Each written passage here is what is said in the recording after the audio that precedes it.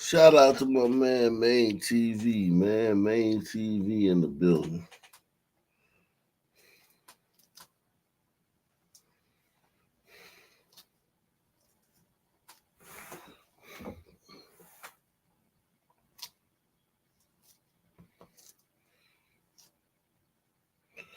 Yes, we live, man. We in the building, man.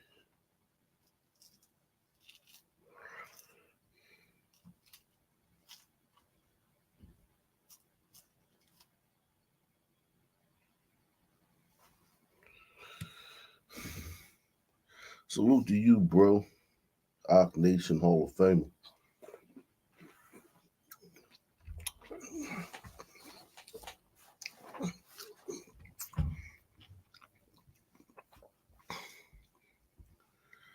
Hmm.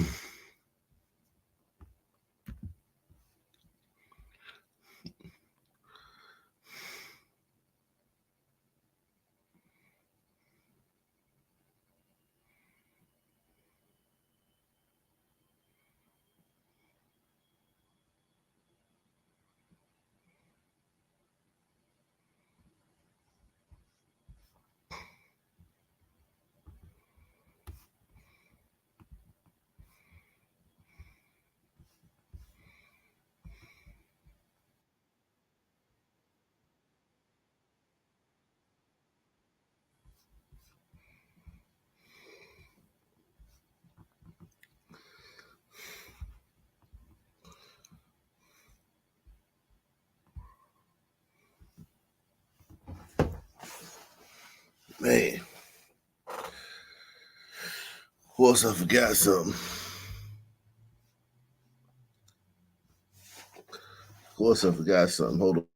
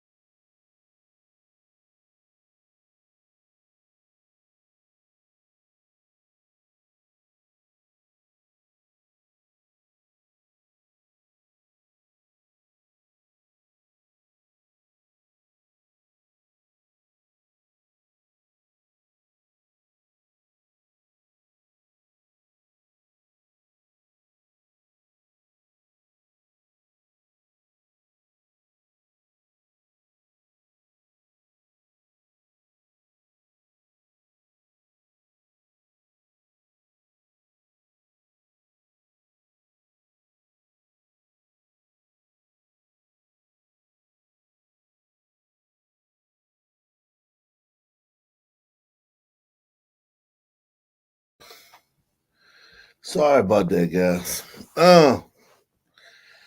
Sorry about that. We gonna have a better show though. Y'all gonna have a better show because of that though. Y'all gonna have a better show because of that. I can tell you that much.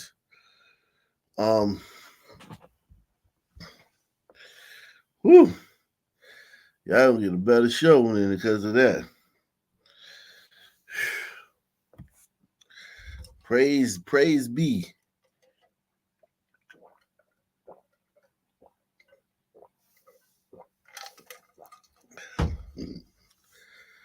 Praise be, man.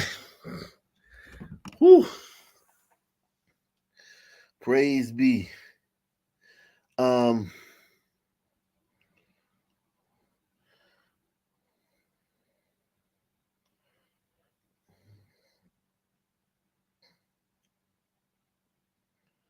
Please support the channel tonight. Shout out to my man Graham. Shout out to Deluxe 247, aka Calvary KK.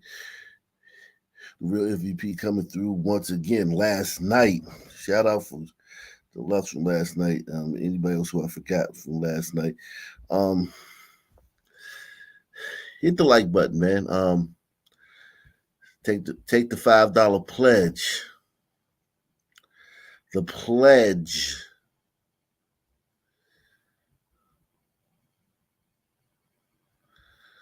The $5 pledge.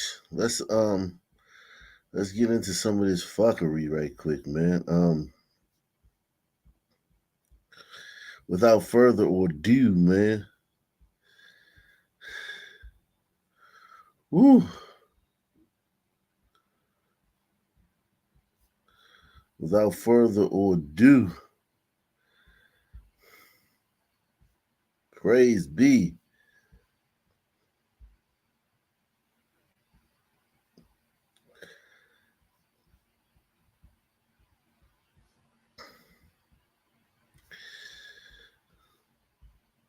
I ain't playing with these white liberals no more, man. I ain't playing with these white liberals no more, man.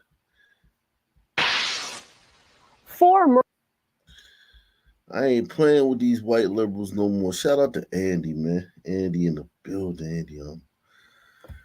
I ain't playing with these white liberals no more, man. If you a white liberal, man,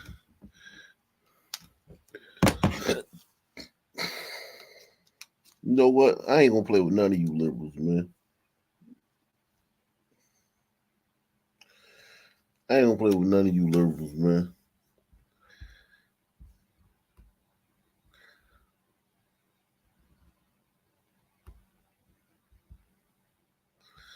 What I look like playing with any of you liberals, man.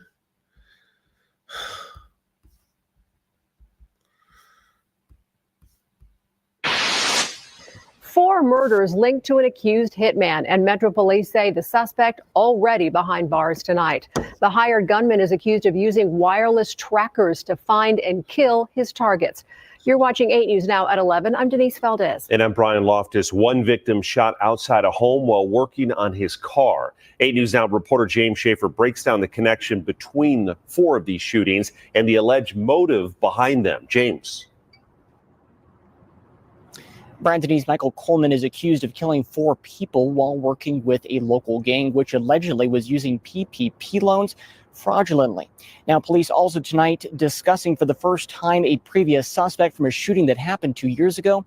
That suspect later exonerated. I have you all here today because I want to provide the community with an update on the murder investigation of Kadada Stewart. Metro's press conference revealing new details surrounding the alleged activity of members of the Rolling 60s Crips gang, accused of taking money from fraudulent PPE loans. The alleged mastermind, Carl Chester, hiring a gunman, Michael Coleman, to target residents who did not give Chester a cut or were simply involved in intergang conflicts, resulting in 4 now connected shootings.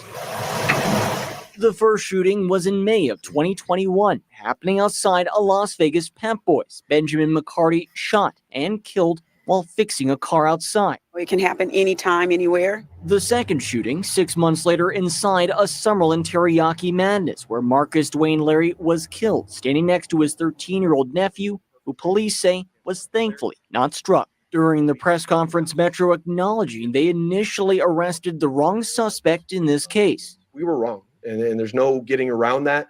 But additional evidence came forward on these other investigations that allowed us to be where we are today on this investigation. The third shooting a year after that, November of 2022 in the Central Valley, where William Hill was shot and killed while working on his car at a residence. His daughter honoring him in a vigil in his neighborhood. I can't speak on what's going on or how it occurred. I'm just here for my dad. The fourth and final shooting happened in February of 2023 in the Mountains Edge community, killing Kadada Stewart while she stood outside her home. Metro Police adding Coleman used trackers to target his victims. You could order a tracker to your house, you could put it on somebody's car, and then you could receive updates on where those vehicles had. So you would obtain a pattern of life.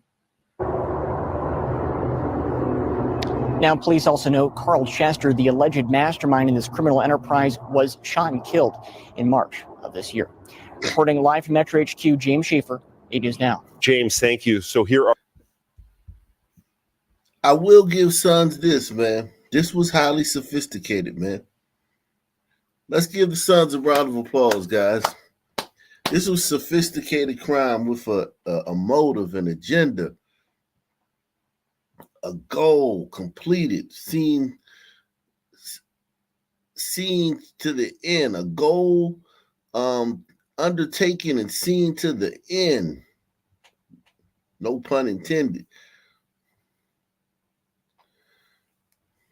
That's just willy-nilly bullshit.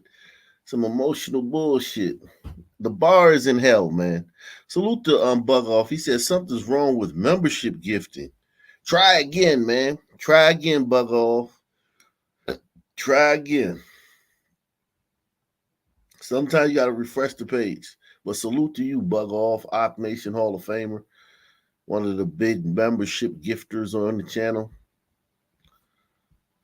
Retro Black Wolf says, hey, Op, that slick brother from last night, Millionaire Bachelor, thumbnailed Op Nation on his video. What do you mean thumbnailed? Millionaire thumbnailed Op Nation on his video? Okay. Well, is that a good thing? That's not like he salute the Millionaire Bachelor. Is that a good thing? He used my thumbnail as his thumbnail. Oh, my thumbnail as. Oh, I got it. He reposted the content. I got you. He posted the content. That's fine. That's fine. Salute to him, man. That's his business, man. Are the charges that Coleman is facing: 1 count first-degree murder, 3 counts open murder with a deadly weapon, 3 counts conspiracy to commit murder, among other charges. This video shows the man accused of murdering his neighbor last week, armed and lurking outside another neighbor's home 1 day before his arrest. And today, friends of the victim sharing memories of the mother and proud Prairie View A&M alum. Jason Miles, live in Northwest Harris County with more tonight. Jason? Hey there, Lynn. Yeah, this crime is the talk of the Hearthstone community here in Northwest Harris County, where I'm told violence like this is very rare and certainly not expected between neighbors. It's not the years in your life that count, it's the life in your years. That message hangs near the front door that was allegedly kicked in before 48-year-old Heather Smith was fatally shot inside her Beechmore Drive home. Prairie View A&M's Alumni Affairs Office among those reacting to her murder online, sharing remembrances of the mother taken in a perplexing crime. We found out about the murder on Friday. You know, the entire neighborhood was buzzing. This neighbor, who doesn't want to be identified, found out about 42-year-old suspect Christopher Brazil's arrest on Sunday and was shocked when she and her husband realized he's the same man seen in this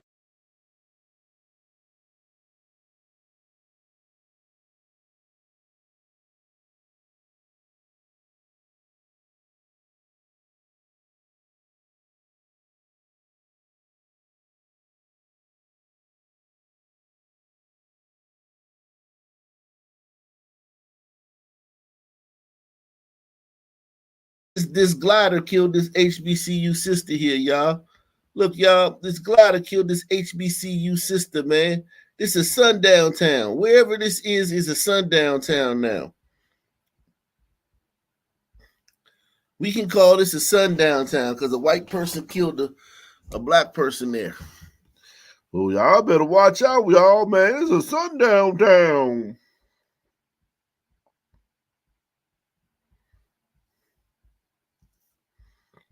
See?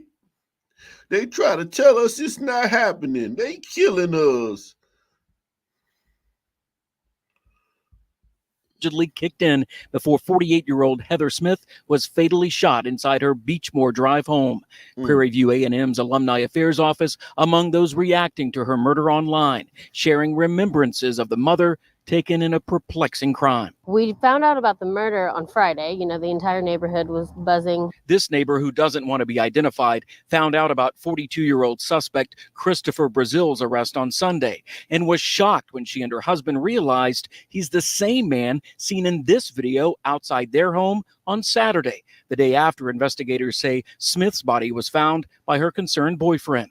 And my husband's standing there and he's just like, I have to call the police. She says Brazil, armed with what appears to have been a gun with an extra clip, actually entered the house through the garage before spotting her husband. He says, are you looking for someone? And he just turns around. Hey, man, I got the wrong address or wrong house. Sorry about that. Right now, any possible connection between Brazil and Smith, other than living in the same community, remains under investigation. The neighbors, now spooked by their encounter with Brazil, only know of him through mutual Facebook friends and wonder what was going on with him. Something made him change his mind. He opened that door and he changed his mind for whatever reason. And I'm so thankful to God. He likes killing women, man. He likes killing women. He didn't know your husband was going to be there. He kills women. That the protection of the Holy Spirit was around our home that day. You mean the protection of your husband, bitch? The protection of your husband, bitch. Press 1. Investigators say Smith's body was found by her concerned boyfriend. And my husband's standing there and he's just like, I have to call the police. She says Brazil, armed with what appears to have been a gun with an extra clip, actually entered the house through the garage before spotting her husband. He says, are you looking for someone? And he just turns around. Hey, man, I got the wrong address or wrong house. Sorry about that. Right now, any possible connection between Brazil and Smith, other than living in the same community, remains under investigation. The neighbors, now spooked by their encounter with Brazil, only know of him through mutual Facebook friends and wonder what was going on with him. Something made him change his mind. He opened that door and he changed his mind for whatever reason. And I'm so thankful to God that the protection of the Holy Spirit was around our home that day. Brazil, whose family and public defender declined comment, appeared in criminal court for the first time today and is being held without bond on a capital murder charge. And I should mention surveillance footage from Smith's home that has not been released helped lead to Brazil's arrest. He does have a previous charge of deadly conduct involving yet another neighbor in that area. Reporting live on the Northwest Side, Jason Miles, KHOU 11 News. Quite a bit of new information there. Jason, thank you. Cambridge Fieldhouse has never had a busier summer than Montgomery County. The search is on for the man accused of violently attacking a woman inside a laundromat, and the victim was taken to the hospital. Now police are trying to find who the person is, the guy, before he strikes again. Here's Steve Keeley in Abington. I think we already know who the guy is, man. What type of guy he is. As the guy before he strikes again. Here's Steve Keeley in Abington. I was pretty shocked because, it's Abington. And Abington police are shocked, too, at the brutality of this attack, captured partly from across the street in this grainy video. It happened at this laundromat at 7 a.m. Wednesday. A woman just folding her clothes just out of the dryers when this man she doesn't know, never saw before, and didn't say anything to, just came in and began punching her in the face. Unprovoked, the woman had never even seen the guy before, and he just started a vicious attack on the woman, punched her numerous times in the face, extreme cowardice act of violence. Women, man. The laws you voted for are now starting to come kick you in your ass. All that Super Bowl defund the police and bail reform, all that shit y'all fought for, open borders, the chickens are coming home to roost. Press one. Guy before, and he just started a vicious attack on the woman, punched her numerous times in the face, extreme cowardice act of violence. And laundromat customers again say because it's Abington, that may be why this business is a rare one these days without any surveillance cameras and much security. That's what we need around here because I don't see any cameras inside here, outside, but most of the places like this, they have a cameras just to see when something happened.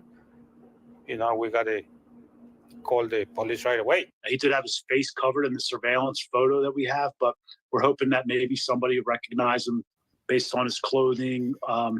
We do believe that he frequents the Abington. Recognize him. Thanks for the air freshener, man. I need it, bro. Based on his clothing, we do believe that he frequents the Abington, Roslyn areas. We also believe that he's possibly homeless. So maybe somebody's seen him around, has seen where he stays. This is a very peaceful neighborhood. Nothing ever really happens here. Abington. Let's do the we played them in basketball. We played them in Abington Friends. We played them in basketball. They had a good team, man. A real good team back in the day, man. Abington Friends. They were Quaker school too. Let me see Abington, man. Abington, PA. Excuse me. Demographics, man. She keep talking about this is a really good neighborhood. She keeps saying that, man. I think that's a dog whistle. Press one. Isn't that a dog whistle? She sound like she dog whistling, man. Evil white lady. I hear dog whistling, man. Everybody, get your dog whistle on.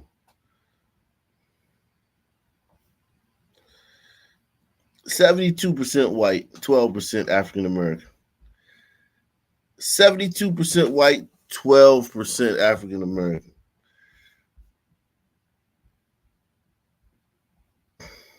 This is a very peaceful neighborhood. Nothing ever really happens here. I come to this laundromat at least once a week, and everyone just kind of minds their own business, and we're trying to do our laundry. Did he rob her or take anything from her? Oh, no, he didn't rob her.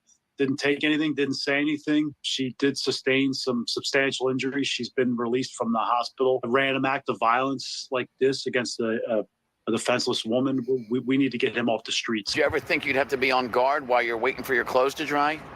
Not here. No. In Abington, Steve Keeley, Fox 29 News. Many have seen images from the 1950s. I think I'll come back to this later, man. I'll wait till we get some more people in here, man. Shout out to Bug Off, man. Just smash the lit button. Yikes. Pause. No homo.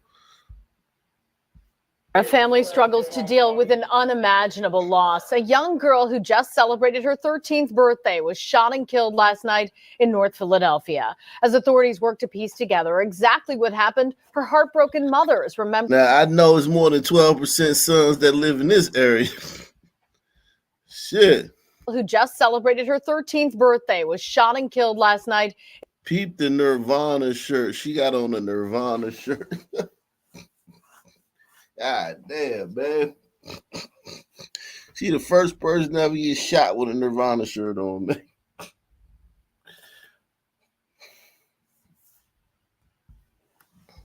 just celebrated her 13th birthday, was shot and killed last night in North Philadelphia. As authorities work to piece together exactly what happened, her heartbroken mother is remembering the precious life cut too short. Thursday afternoon, I'm Sarah Bloomquist. And I'm Brian Taft. The big story on Action News today is the shooting death of 13-year-old Elijah Smith. It happened inside a home on North Bailey Street last night. At this point, no arrests have yet been made. Action News reporter Charles Watson spoke with her devastated mother today. He's live now for us outside of Philadelphia Police headquarters with the full details. Charles. Yes, Sarah and Brian, as you can imagine, this is an incredibly painful and tragic loss for the victim's family, specifically her mother, who spoke to Action News and tells us her daughter was loved by so many. The mother also telling us that her daughter was an honor roll student who had a bright future ahead of her before it was snatched away.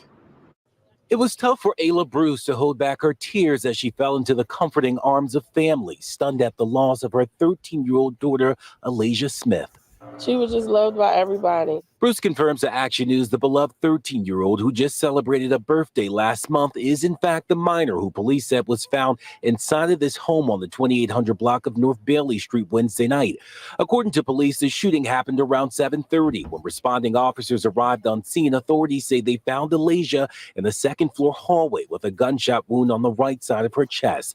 The 13-year-old was rushed to Temple University Hospital, but she did not survive. We're from this neighborhood, so she plays all around this neighborhood, but that is one of the streets that she plays on. Her mother tells Action News Elijah had friends on the block, so it wasn't unusual for her to be there. On North Bailey Street, one distraught neighbor who said she knew Elijah since she was a baby struggled to take the news in. It shouldn't happen. This is a young lady, 13 years old. She's just starting her life. Elijah's mother says the 13-year-old was a cheerleader who loved going to football games and kept her head in the books. She was an honor roll student. She loved to dance. She loved TikTok. She was just getting into doing hair and fashion and things.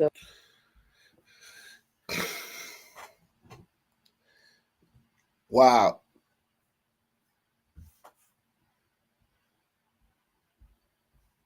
Like that. Now, in the wake of her death, Elijah's loved ones say all they can do is keep her unique qualities front and center in their minds and broken hearts. She was my girl, and her future was bright. Yeah, and police say two young males who live inside of the home where the victim was found were seen running from the property. Two young males who live inside of the home where the victim was found were seen running from the property.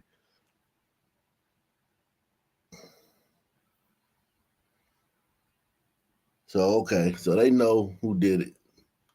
They know who did it. Weapons have been recovered, but we're told investigators are currently looking through private security video to try to determine who was in and out of that property in the minutes surrounding the shooting. At the moment, no arrests have been made and no word on the motive. For now, we're live in front of police headquarters. Charles Watson, Channel 6 Action News. Sarah. Yeah, such a tragedy. Charles, thank you. We do want to get back to some breaking news first. So apologies, we'll get to trending in a minute. Let's do breaking first. Melody's on top of a scene that was unfolding this morning at a school bus stop in Accokeek, right along Livingston Road that involved at least one shot being fired. But Mel's been trying to put the pieces together. What'd you find out? Yeah, really just some very scary moments for families on Xander here. Now, the bus stop is right here on the corner of Xander and Livingston. And the kids are standing out here. They're supposed to get picked up at 6:39 in the morning. But at 6:34-ish, a blue Hyundai pulls up right here. And then what we understand is that somebody got out and told the boys that were standing at the bus stop to give them their shoes. I'm going to show you some video right now from one of the neighbors' Ring cameras, and you'll be able to hear just how frightening this was. So take a look here. Again, as we said, 6:35 in the morning was about with this, and you hear the screaming and yelling there, but you're going to hear in just a minute a very loud, you hear that? A very loud gunshot. That's what made the kids scatter, run back to their homes. One boy was able to keep his shoes. Another had to give up his shoes. What kind of shoes? We're talking about shoes. They're called Lanvin, a French brand. And these shoes can sell for upwards. Lanvin. See, I never heard of that shit. I'm out of touch, man. brand. And these shoes can sell for upwards of $1,000 depending on the edition. Let's put it. Lamb van. So these are suburban kids. The kids who robbing these kids, I guarantee you they from Southeast. They were from Southeast or they from fucking Oxon Hill or some shit like that. That way, one of the victim's moms did speak with us. Here's what she had to say. My son and the other kid had on the same sneakers, but, you know, they got his sneakers. Were these like sneakers that they had saved up for or anything they were excited about having? Yes. Yeah, tell us about that. Because them kids ain't saving for that shit. You bought them shits, woman. Stop it. Stop all this saving up shit. You bought them. You bought them for your kid. Your kid wanted them and you bought them. You didn't think that somebody would put a gun to his face for him. But, you know, they got his sneakers. Were these like sneakers that they had saved up for or anything they were excited about having? Yes. Yeah, tell us about that. Because the shoes are pretty pricey or what have you. So he had to work towards getting the shoes, you know. And so, and that's what they like really shooken up about it. And my son, you know, he was like, Mom, I didn't want to give up my shoes. I work hard for this. And I'm like, please give up the shoes, give up the shoes. But, you know, and you can live to tell the story. So fortunately, both boys are living to tell the story. They're teenagers, you know, they're high school students, very young. Again, what I'm told worked really hard over the summer, saving up their money from jobs, from birth. Yeah, salute to Retro Black Wolf, man. He says, why the hell not? It's payday. Shout out to you, Retro Wolf. That is true, man. Salute to you for. Shout out to my man Steve S, man. He said, did you see a one-of-one Caitlin Clark rookie card sold for $84,000 today? I didn't even know they made WNBA basketball cards. Wow, she's changed the game so much. Salute to you, man. Thank you for that. I may do a video on that tomorrow, man. I may do a video on that tomorrow, man.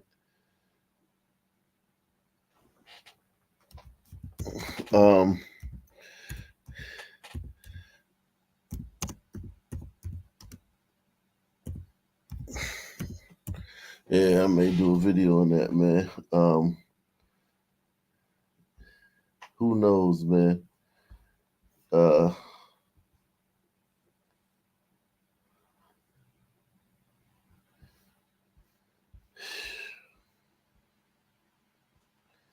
Yeah, man. Don't be a penny pincher, man. Don't be a penny.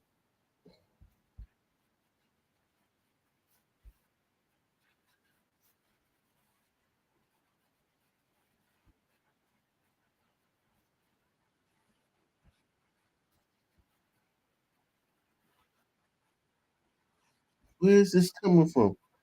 Where's this sound coming from?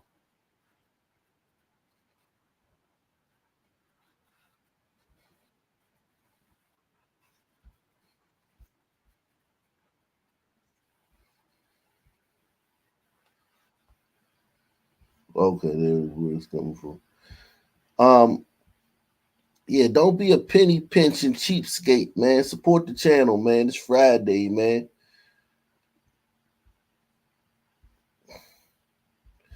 You've learned more in the last 2 episodes than you've learned from any other show you've watched this year, man. I know you have. I know this past week between the Native Americans and the all the topics we've covered the last 3 days on this channel, man.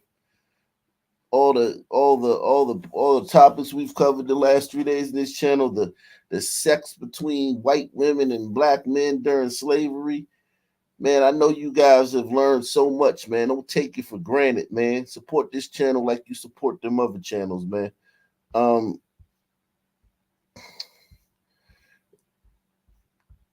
birthdays to be able to have these shoes, and now just a very, very scary experience happening to them because of that. We do know that there was a lookout, as we said, for a blue Hyundai. No more information on that yet from Prince George's County Police. We also know that detectives on the scene did reach out to the local school resource officers to let them know what happened and to give them some idea of a lookout. So we'll continue to follow up on this and stay with Fox 5. Later on today, we'll have more from that mom. All Send right, it Mel back to you Thomas guys. as well. In addition to the video that you saw there, they're also canvassing the area, trying to see if they get more ring cameras or anything from any of the homes that could lead a little more, shed a little more light on the story. Mel, thanks very much. All right, you saw the attack happening just a few blocks away from Lincoln Center, and that suspect is still on the run tonight. All right, Fox 5's Duarte Geraldino spoke exclusively with the woman. What did she have to say tonight, Duarte?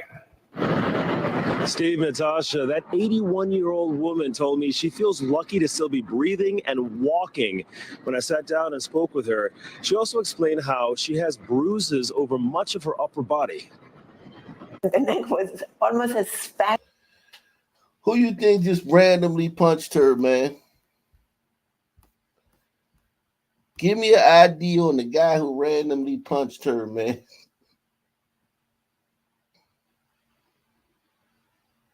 She looked like she was fine back in the day.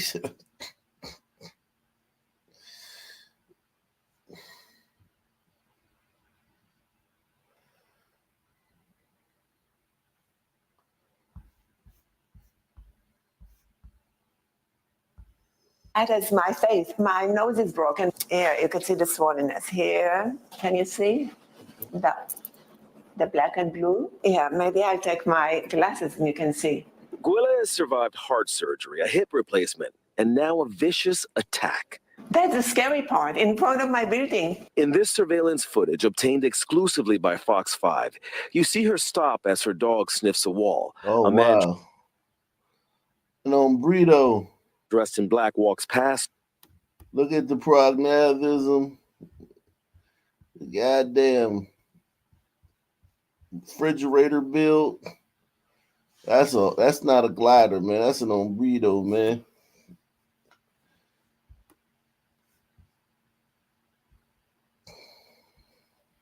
Fox 5. Her dog set her up. The dog was in on it, man. I know y'all like conspiracies here, man. Notice this conspiracy channel now, man. Who thinks the dog was in on it, man? Because if the dog didn't stop, man, she'd be down here somewhere, man. I think the dog was in on it, man. Exclusively by Fox 5. You see her stop as her dog sniffs a wall. A man dressed in black walks past her. Her back is to him. He turns around, heads towards her, punches her. Damn.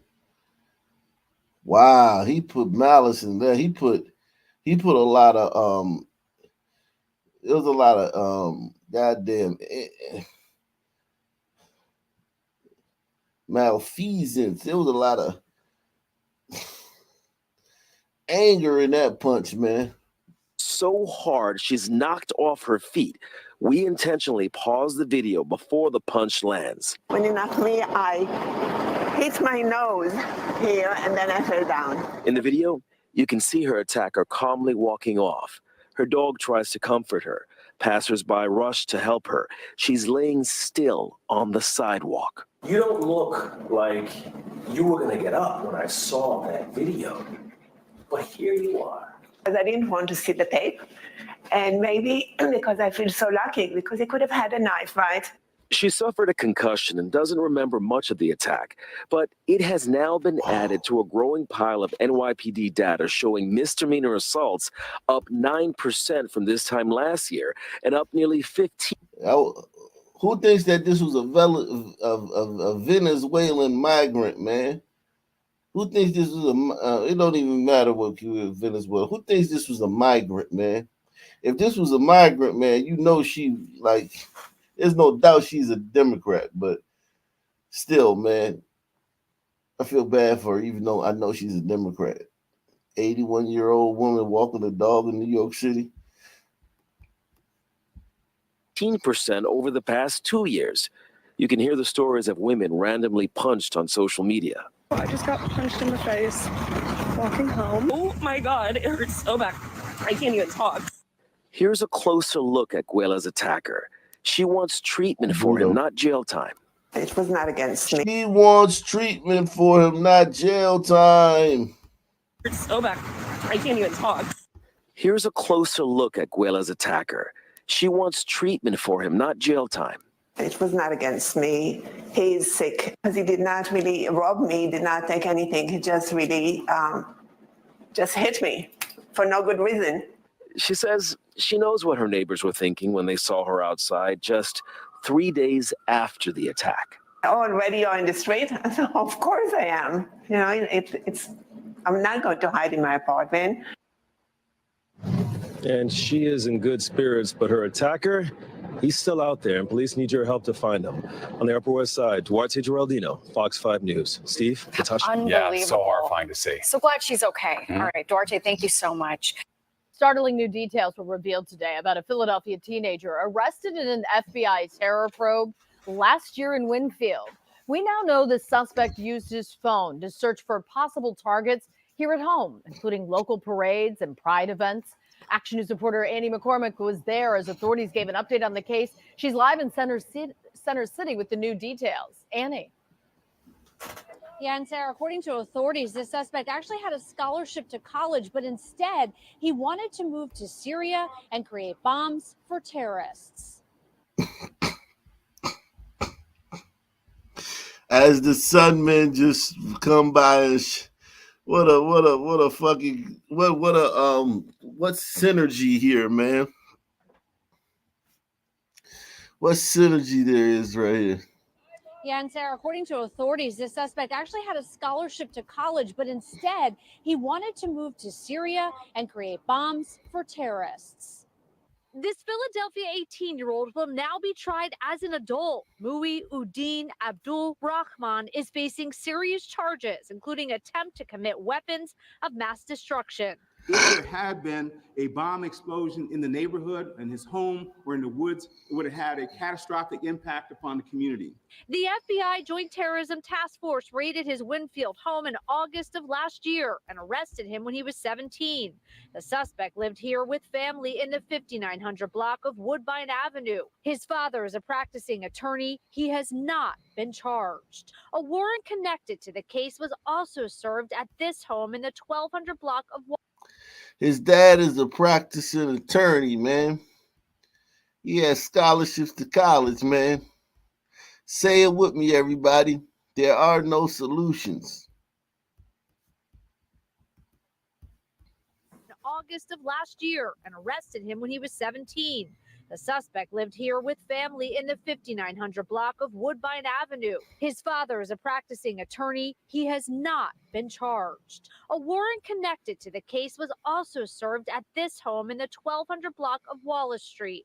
Authorities say the suspect was testing bombs in the neighborhood and in nearby Morris Park. He was at least considering targeting the LGBT community. There were several other Pennsylvania and New Jersey specific searches. Those targets include Philadelphia's Pride Parade, nuclear power plants in Salem, New Jersey, and Limerick, Pennsylvania.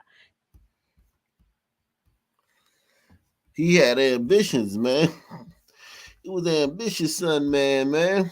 He wasn't normal, man. Most son men don't even think about no shit like that, man. Probably a Melungeon. Might be the first Melungeon nuclear bomb designer. I don't know if that was no Melungeon, man. He ain't look like no Melungeon to me, Jack. Well, we don't really know what the Melungeons look like exactly.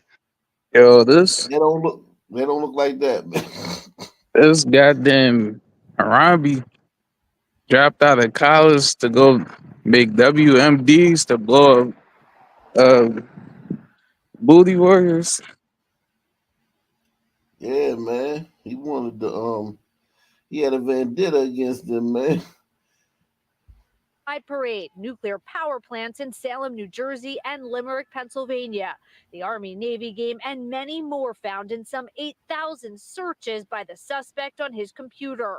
Law enforcement began investigating Rahman in March of 2023 after they received electronic communications between the defendant and terrorist organizations in Syria with ties to al-Qaeda. He got his passport 2 weeks before his arrest. Law enforcement found ingredients for bombs in his trash can while under surveillance, prompting his arrest. No one was at Rockman's home today. Residents are still in shock over the raid last year. Not around here. You know, this is a quiet place. You got to cooking up some uranium in the kitchen. And the DA's office has requested $5 million bail. He faces 24 to 48 years in prison. For now, reporting live outside of the district attorney's office, Annie McCormick, Channel 6, Action News. Brian. Okay, Annie, thank you. A man is in custody for a vicious and seemingly unprovoked attack on a woman in downtown Dallas. So we do want to warn you that a lot of people find this video rather. Give me an idea on this, man. Downtown Dallas, man. Random attack on a woman. They're disturbing. According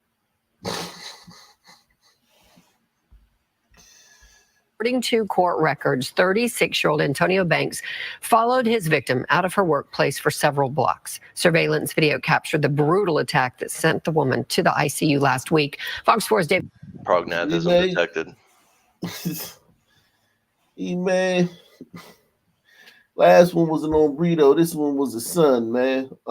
See, we not doing all of this stuff, man. You got the crew in the back. You heard me. It's very, very, very, very troubling, man. Going around punching women, man. You gotta mute yourself, Matt. Salute to Gouch Merlot. He says, salute. Here's something for your lavish shoes. I just did a search, and they are pricey. Yeah, what's up, man? Hey, it's Mac Knight, Hawk Nation law enforcement correspondent checking in. What's happening? Nah, man, continue with the story, bro. It's a lot, man. It's a lot. Yeah, a lot of like this dude just randomly attacks some woman in downtown Dallas and walks off. I don't care what you say, man. This ain't sickness. This ain't the type of sickness where like you need medical help. This is predation. This is predation. This is predation. They're isolating people who are extremely vulnerable. Yeah, I mean, if it weren't for the cops who, wouldn't be stopping with the punching. This is kind of personal for me, man, because the last story you did, the guy's name was Rockman. That's actually my legal first name, and no one can pronounce that shit.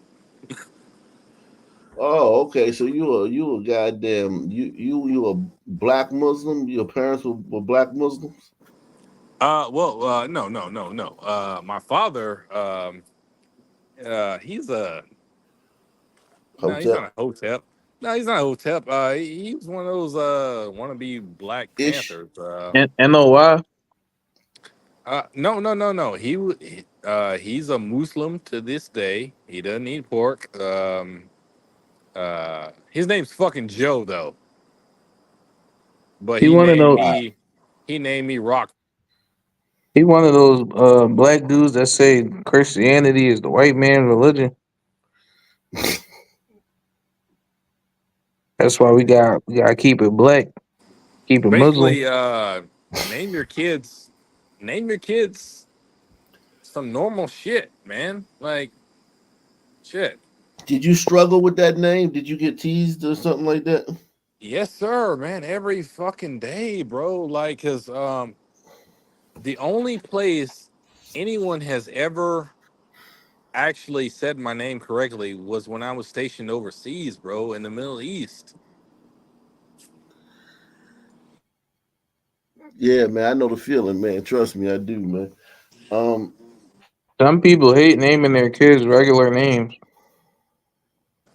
But what I'm saying is this, bro. Like, my father's name was Joe. He said, "Why you couldn't just, stay on that route, man? We went from Joe to Ahmed or some shit like that." Bro, it's And crazy. I mean, Akintunde Coyote knows what I'm talking about here, but oh yeah, it's stressful, bro. Like, yeah, I know no, you're talking about. seriously. Anytime you meet someone new, you have to do some Yep. business. You have to say your name 4, 5, 6 times. Spell it 4, 5, 6 times, man. Every year in homeroom, the teacher gotta fucking take her half the year to fucking learn your name and shit. Yeah, people read your name, you just gotta cringe like, oh god, they about to fuck my name all the way up. Facts, bro. So your pop wasn't pro-black at all. I mean, honestly, so I'm blessed enough to have both of my parents still alive. But I'm running his fade, bro, every day, man. I'm asking him about this shit, man. We had this conversation tonight, like, oh shit, why is my name Rockmon? Your name is Joe. So he said, hang on. He said he changed his name to Yusef. Oh, good. Hang on, no, no, Joseph, no, yeah, no, no, Joseph. no. Keep laughing. Yusef is Joseph.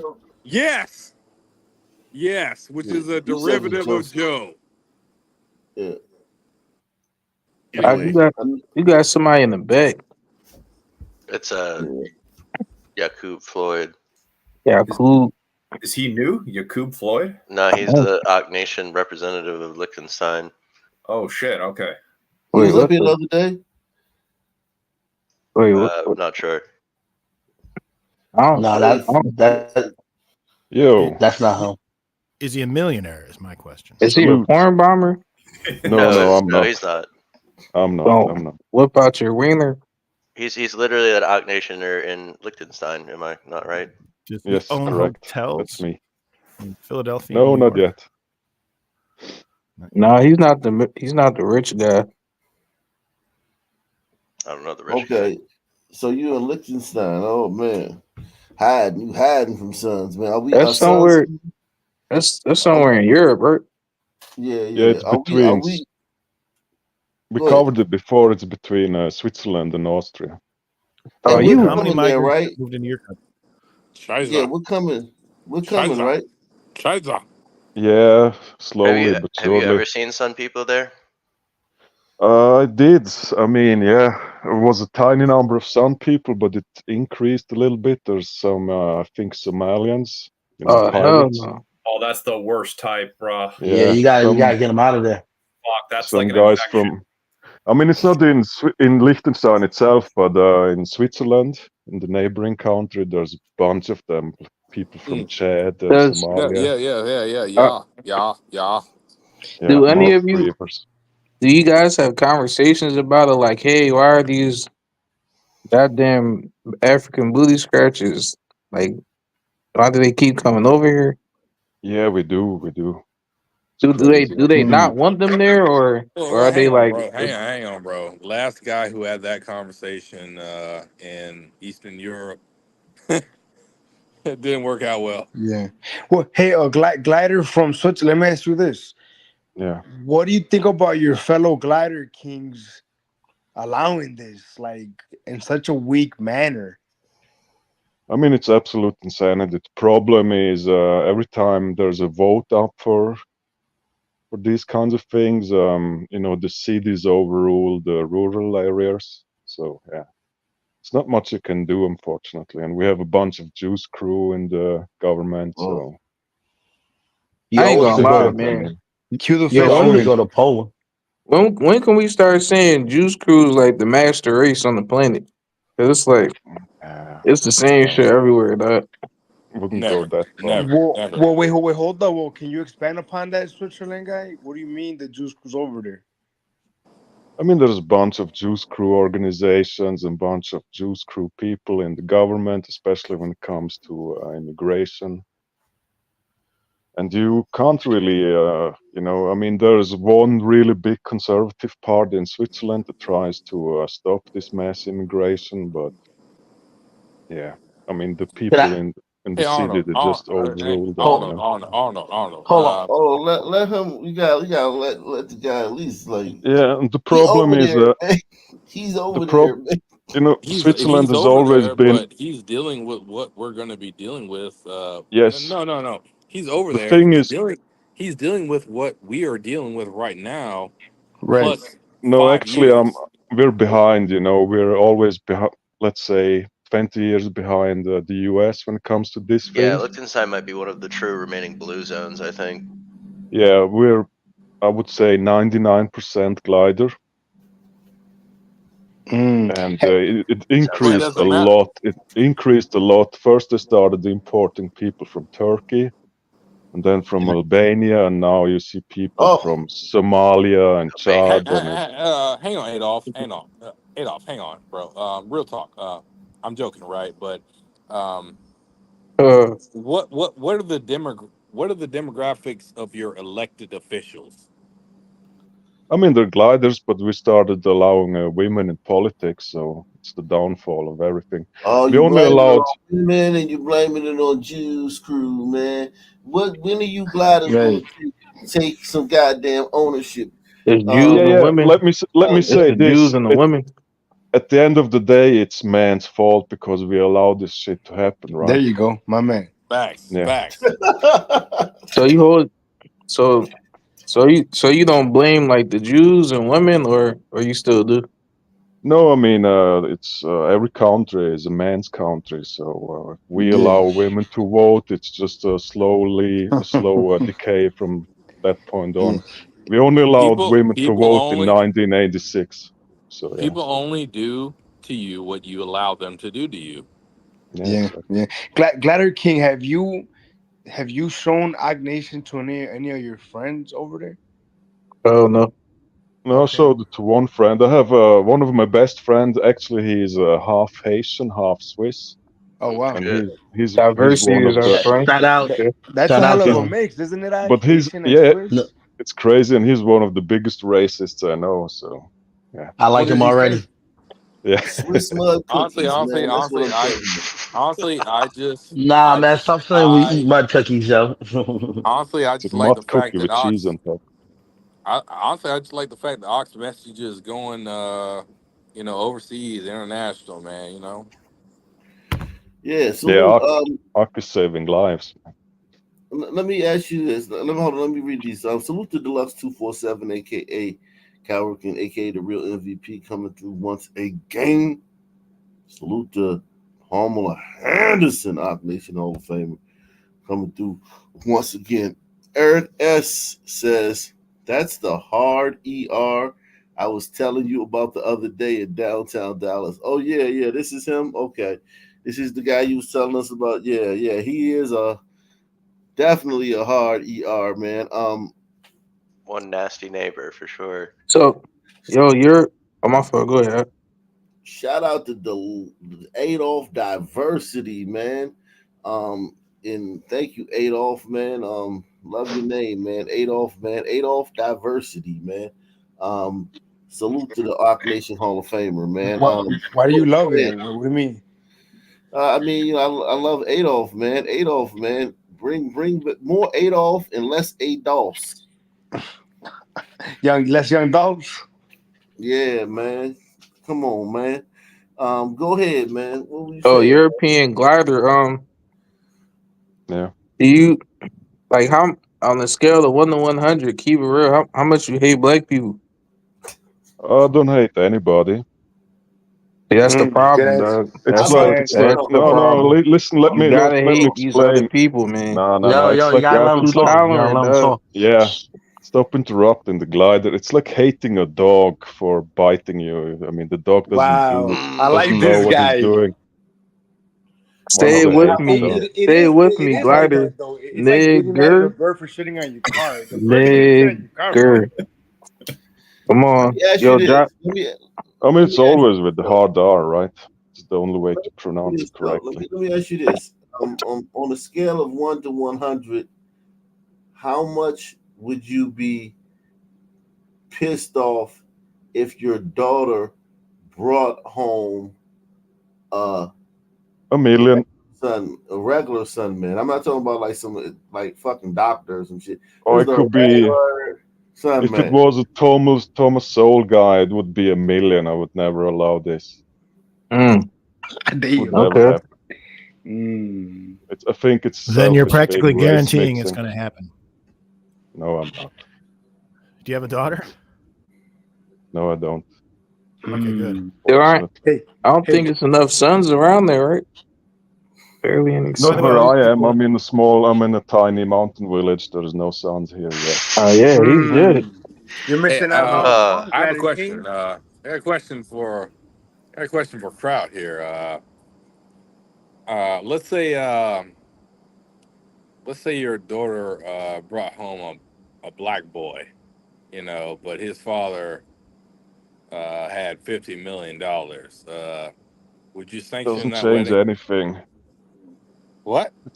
It doesn't change anything. I don't want to Yeah, that's what I'm destroy talking my about. Hell lineage. yeah. It could be the best. Hell It could be yeah. the smartest sonman in the world. It doesn't change a thing. It's Nah, our nah, family. yeah, It's yeah, our DNA, heritage. bro. It's All our right, lineage. Gotta keep that. Yeah. Gotta keep the bloodline pure, man.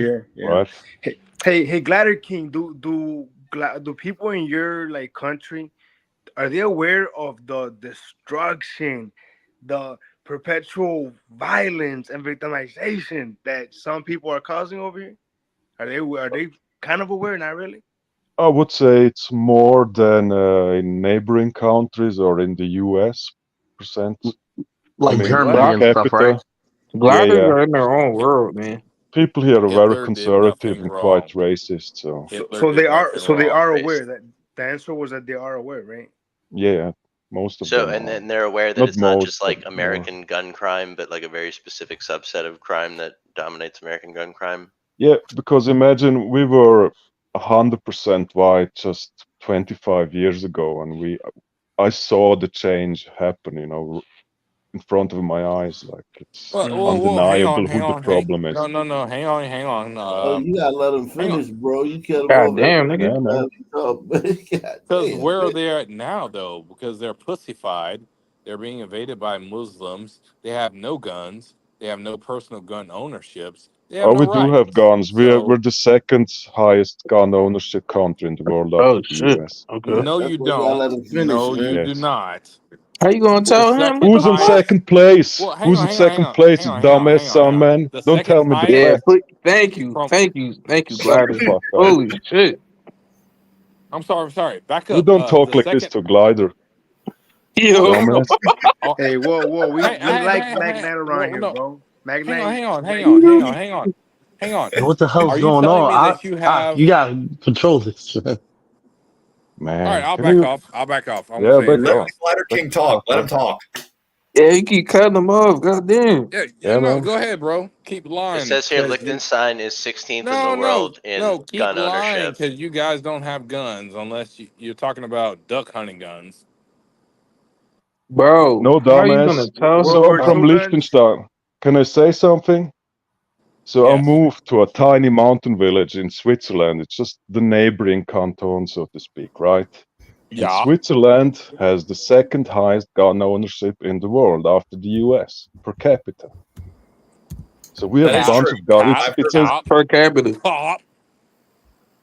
yeah. No. The thing is, No.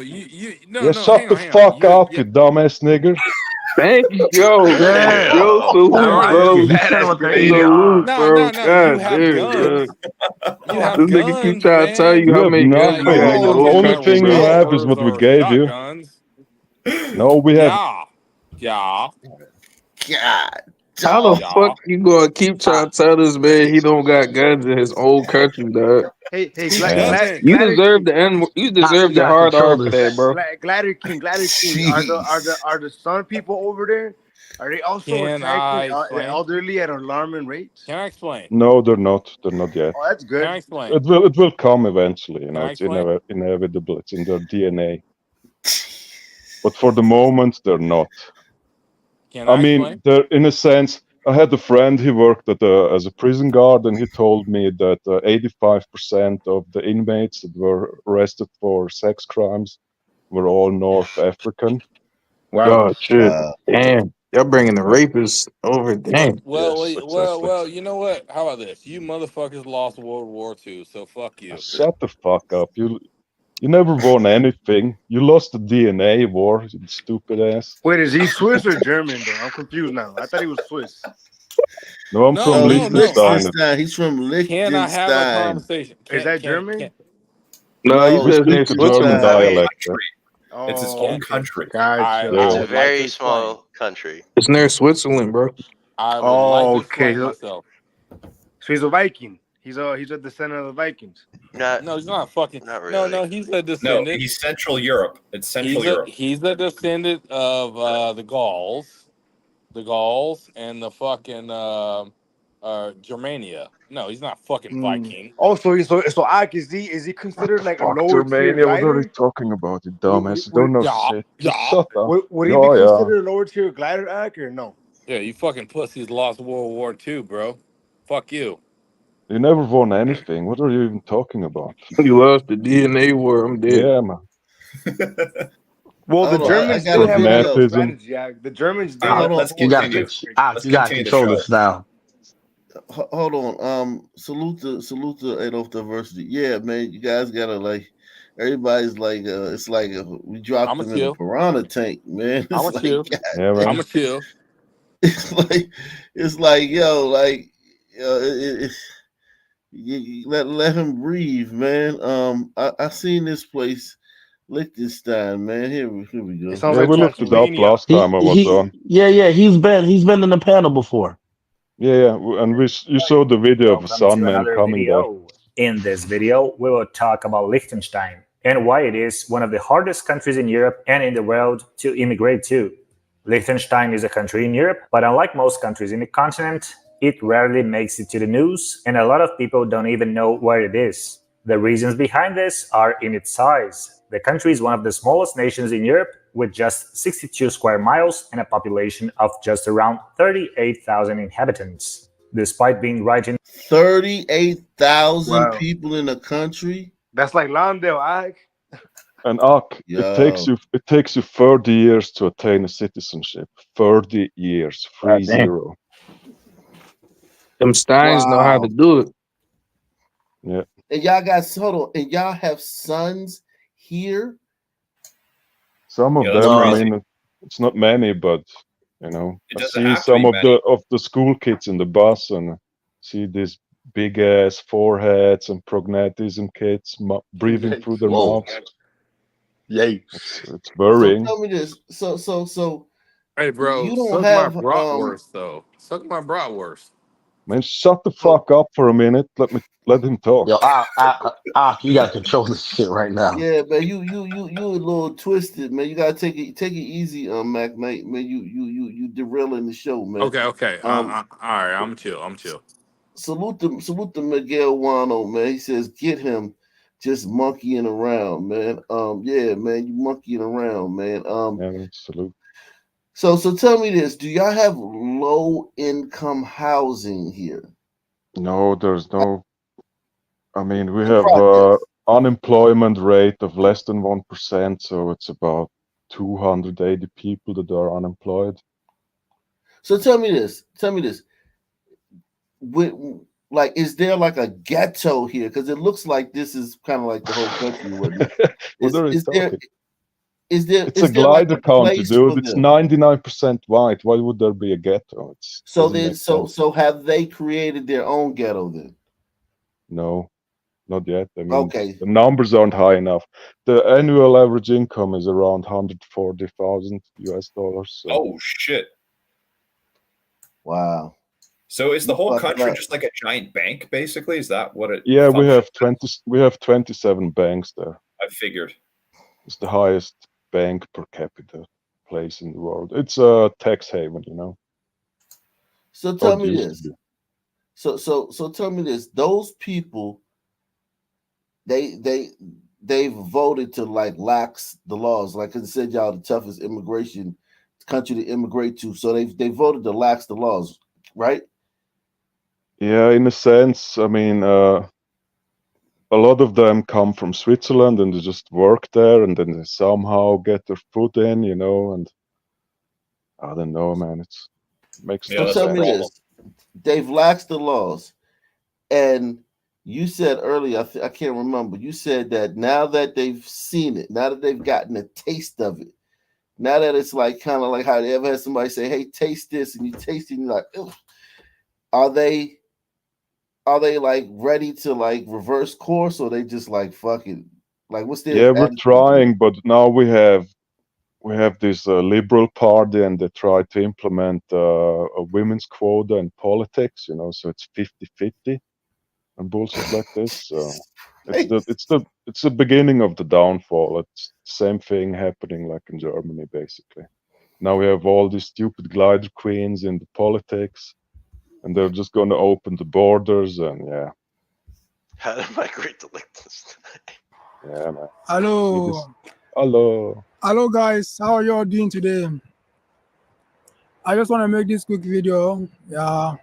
This is Liechtenstein. It's getting cold right here now, and it's winter. So you can see the environment. It's there is snow. So I got a lot of comments in my comment section, and somebody told me that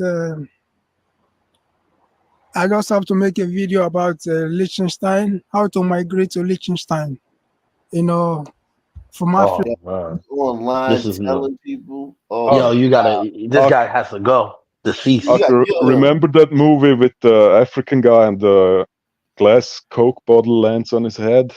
Yeah, Yeah, exactly, man. It's this the guy. gods must be crazy. Yeah, exactly, yeah. Reminds me of that. Yeah, so this, you gotta like snipe this guy. You can't let, Yeah, and you man. gotta like scrub his account, man. You can't let this video still be. Yo, you gotta get in contact with YouTube and get this video Yo, removed.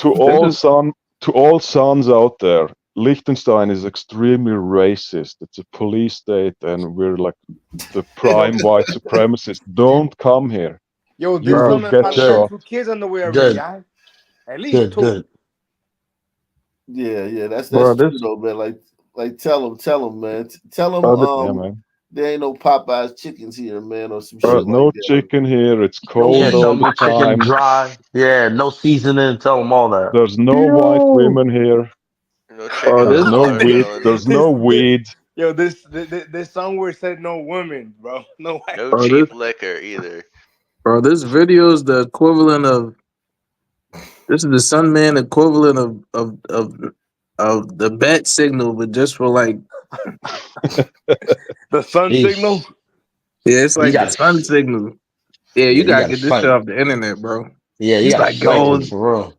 he's like, yo, we out here with these white people and it's chilling, no crime, and we get to just be sun people. Like, nah, nigga, you gotta get this shit off the internet, bro. They have no shame. Africa Literally have no shame. or Yeah, any other part of the world.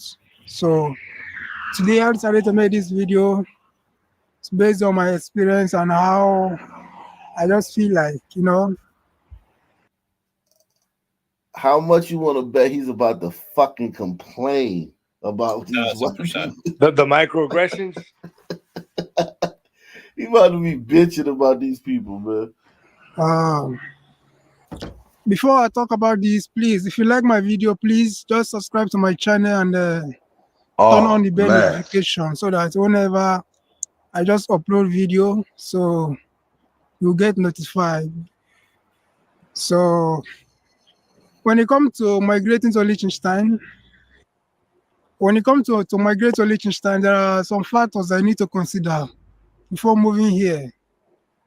And basically, Liechtenstein is a very small country, and they just don't have embassy in any part of the world. Like from Nigeria, I'm Nigerians, and Liechtenstein do not have an embassy in Nigeria. So basically, what you need to do is, Liechtenstein and Switzerland is just the same country. And in every country where there is Swiss embassy, the Swiss embassy represents Liechtenstein embassy there. Okay.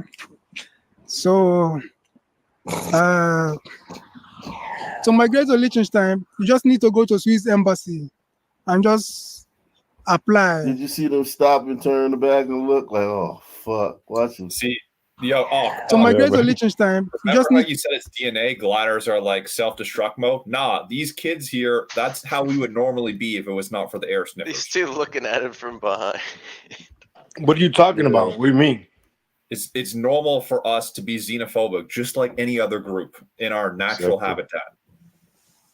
Yeah, you should be. Oh, you saying that the Jews I make can't you tell. less xenophobic? Okay.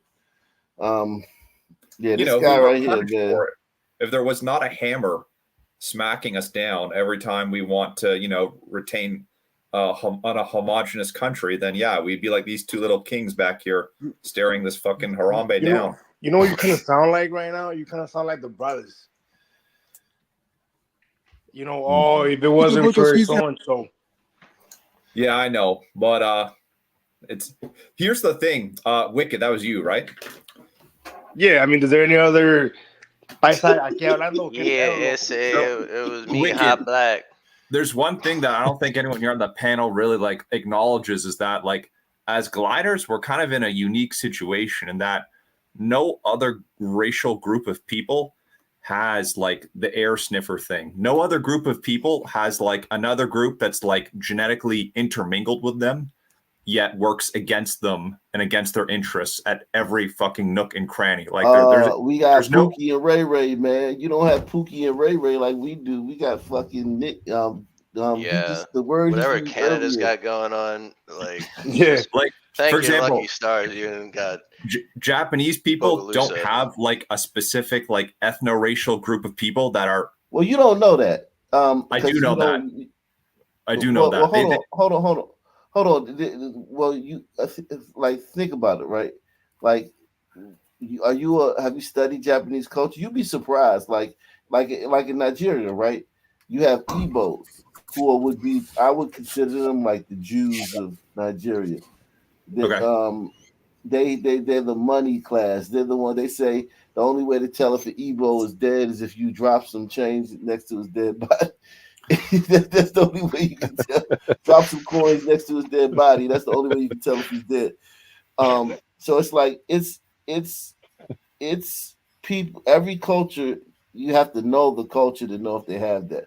So, okay, yeah, but are those people is one of their essential stated mission objectives is to bring in non-blacks into Nigeria and dilute the country? No, there's just no comparable analog that any other culture has. It's just that simple. Yeah, as powerful. No, I don't think groups have anybody as powerful as Juice Group, but I think every group has a thorn in their side. Okay, but it's not clear to me that there's another group that even if there was a subgroup that was as powerful as the air sniffers, I don't think they have the intent to want to bring in fucking Nigerians and Mexicans into their country. There's just no comparison. Right. No, I got you. Yeah. I mean, That the much Juice is Crew is fucking everybody over though, right? I mean, that's fair to say, right? Everyone's getting fucked over by them, right? Well, who else are they fucking over other than gliders? I mean, I would imagine. Well, hold on, Wicked. By bringing people to Western nations, they're actually helping those other people. Yeah, but don't I keep hearing that the Juice Crew is brainwashing the sons to smoke each other? What about that? That's I don't believe it. That fucking retard yesterday just said that, but that was I don't believe that shit. Mexico has a Juice Crew president coming up down the pipeline. Yeah, okay. That shit is finished. This is finished. But well, Wicked, would you agree with this? The main target is the gliders, and then they will use the other groups of people as the collateral damage to kind of they're the ammunition to shoot against us, basically. Maybe so, but I think more than that, personally, anyway, is gliders build societies that are they're desirable at the end of the day, right? People are going to be drawn to it regardless. The issue is that you guys embrace diversity, which yada yada. Yeah, but this is a new thing that would not be here if it were not for the Hart-Celler Act, and the Juice Crew Act, basically. Well, how new is Rome? How do I what? How you said there's new thing, but how is Rome a part of this new argument? What about the Roman Empire? I don't know, but He's saying, why would well, he's saying that you guys have done this throughout history. This is not just something that you're doing now. Every one of your greats, so the Sumerians, the Akkadians, the all throughout history, man. The Egyptians. Um, we don't even know that Egyptian was white people. Were Greek Indo-European people. We think they were black now. That's how much you guys fucking diluted that shit. So it's like, think about it. Like, you guys do this all the time, not just now. So to blame it on the Juice Crew must have been doing this all throughout history, making you do this. Well, when you bring up Rome, I don't really think of it that way. I'm thinking of like the founding stock of America, aka, British people. Oh, yeah, Anglo-Saxons, the OG colonizers, the blue-eyed devils, whatever you want to Okay. call them. Well, I'm thinking glider kings. That's what I'm thinking. Okay, well, we're kind of stretching the word here of glider, but no doubt, I'm not going to deny that like gliders, no matter where you want to Wait a define second, gliders, man. are Y'all just less. talked about Somalians and shit and called them sons, and now we're stretching the word for glider. Y'all stretching the shit out of No, son, man. Wait, yo, we gotta Somalians have are a not we gotta have sons. a real convo. Like, are Jews white or not, bro? Because They're one, mixed. They're mixed. They're I mean, come on now. Sometimes When we you don't even stop know. making generalizations, it becomes horribly fucking complicated. That is the real Yeah, truth. right. Look, if Fisherman ain't on the panel, we could see a glider. We don't know if he's a Jewish crew or not. Exactly. The Because only you're one not that white. knows. Because you're not white though, but I am. So every group can, like, okay, would you agree that it would be a lot easier for like a Japanese person to tell apart a Japanese and a Korean, whereas for you and I, it would be harder because we just kind of look at them as the same, This is right? what I know. This is what I know, bro. On this panel here in the past, there has been several times where everyone on the panel can't tell if it's a Jewish crew or not. It's happened, But I get that the Jewish crew has forced this like separation where Jewish crew, Gentile, chosen ones, not chosen ones. Yeah. If you want to embrace that shit, go for it, man. I don't give a fuck, but I don't personally, Yeah. Let me just move along, man. Salute. I want to get into this segregation thing, but let me just listen to this son, man, for a second. Embassy and just apply. It may be a tourist visa or student visa, because even in Liechtenstein they have a university here that offer a undergraduate program and a postgraduate program. Those who want to go to master, or if you want to do your bachelor degree, they also offer different courses, So in any country, Swiss embassy represents Liechtenstein, because the country are just the same country, and they have the same relationship. So if you are planning to come here as a tourist visa to visit here, so you need to go to Swiss embassy in your country or nearest Swiss embassy nearest to you to apply for your visa. And it just take a couple of days to approve your visa. All you just need to do is just to get the necessary documents and the requirements. So you must meet the requirements. Either you have your passport, international travel, international passports. You have a photograph, 2 passports, photograph, and you just have a hotel reservation and a proof of fund. That's your bank statements. That will suggest that you have a sufficient fund in your account that will sustain you during your period of staying here in Liechtenstein. So, and maybe I don't think they will require invitation letter. So when you go to your nearest embassy, Swiss embassy, it's Wow. much more. He's spilling the beans. Yeah, man, don't come here. Stay in Nigeria. Build Nigeria. Build it up. Make it great again. They'll never do that. Never ever be able to do that. Like, that's impossible. Let me ask him a quick question. Go ahead. How's Poland doing? Like, is Poland doing a better job on that immigration? Yes, Poland is pretty good when it comes to immigration. Poland and Hungary are the two based countries in Europe at the moment, and Liechtenstein too. But Poland didn't have any terrorist attacks in the past 20 years or ever, since they have zero Muslim immigration, basically. So there's no terrorist attacks there. They're doing a good job. That's good. Yeah, Hungary too. Both those countries have already had a period of sort of communist overlords who preached the same kind of we have to spread everything around evenly to everybody. Exactly, yeah. It's the Eastern Europeans, they've been through socialism and they know exactly what's happening right now in the EU. They see the same pattern and they're trying to avoid it. Exactly. And Poland's a small glider country, been through hell, but they built themselves up. So what's the excuse, Haiti? You've been dealt with a bad hand too, but you can't build yourself up. So Well, it's not an excuse. I don't want to hear. With Haiti, it's not an excuse. It's just DNA. No. Yeah, it's DNA. They were dealt with a bad hand too, but still, like Poland too. Poland was dealt with a bad hand, but they fixed it.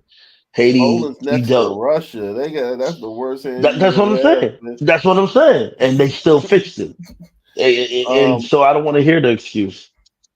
Yeah, let's get to the main event, man. Everyone right now, hit the like button. If you in Op Nation, hit the like button, man. Gunfire Eruption says, read the Camp of the Saints about Europe getting invaded by migrants. Camp of the Saints.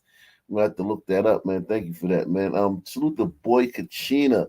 He says, hey, loaded in Bogota. Salute to you and the nation. Oh man, he traveling. He's in Colombia. Shout out to you go there sometime, don't you? Yeah, I'm going November. All the time. What you mean sometimes? Yeah, I'm going November. I'm going there. Chasing down the white Hispanics, man. That's right, man. You know, but I'm going to Korea though too. So you trying to be around? You want to be around some goddamn pale people, man? I'm rocking with that. I take advantage of those days off. Some microaggressions. Yeah, let me move along, man. 50s of the chaos. Many have seen images from the 1950s of the chaos created when Brown versus the Board of Education ushered in the racial integration of America's schools. Those students on the front lines of the progress felt their fight would lead to more diverse classrooms and better opportunities for students of color. 70 years after that landmark court ruling, our country has a more racially diverse group of students, but many of America's schools have now resegregated. ABC's Ika Jachi explores what that means not only for current, but future students.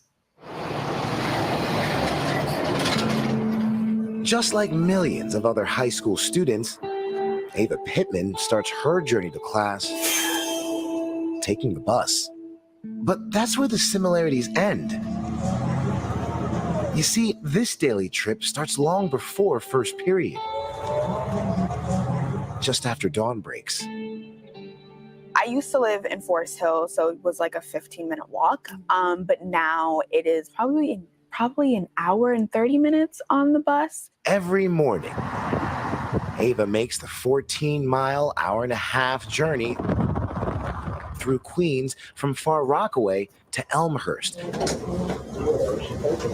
just to get to her school, MELS, the Metropolitan Expeditionary Learning School. I have English first period, I have music after, and then I have pre-calc, which is going to be strenuous. And then after my last class, we have speech and debate practice. So we have practice till around 5. Sister knew that math was going to be hard.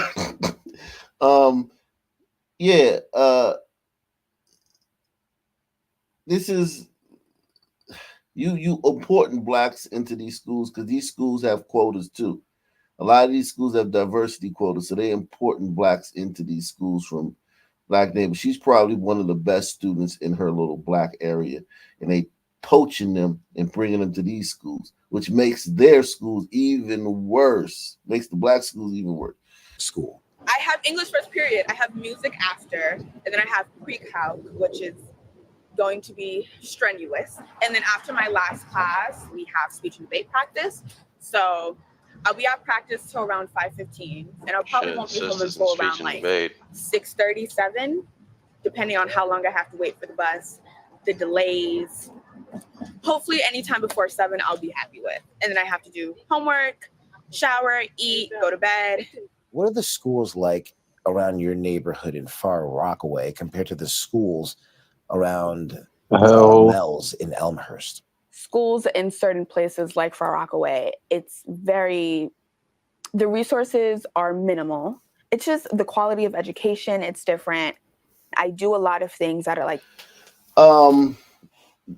those schools get more funding than any other schools. We've already debunked that. It's the Sun Turds. Yeah, we definitely know that.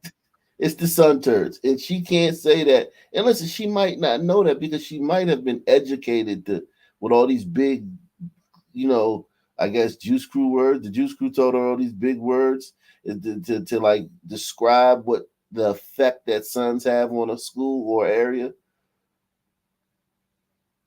But I think the problem at her school is that the kids come there and it's a social setting. It's not a learning setting. It's a social setting. There's fighting. There's all this other shit going on there that has nothing to do with learning. But she blames it on underfunding and shit like that. Yeah, gliders. Very interesting, man. Sisters learn this shit, and listen, she's going to grow up to be somebody that'll fucking, vote for Kamala and fucking try to like protest for George Floyd. Schools in certain places like Far Rockaway, the resources are minimal. It's just the quality of education, it's different. I do a lot of things that are like inside the school that I couldn't take with me to another place, if that makes sense. I co-founded a affinity group called BAM, which is Black at Mel's.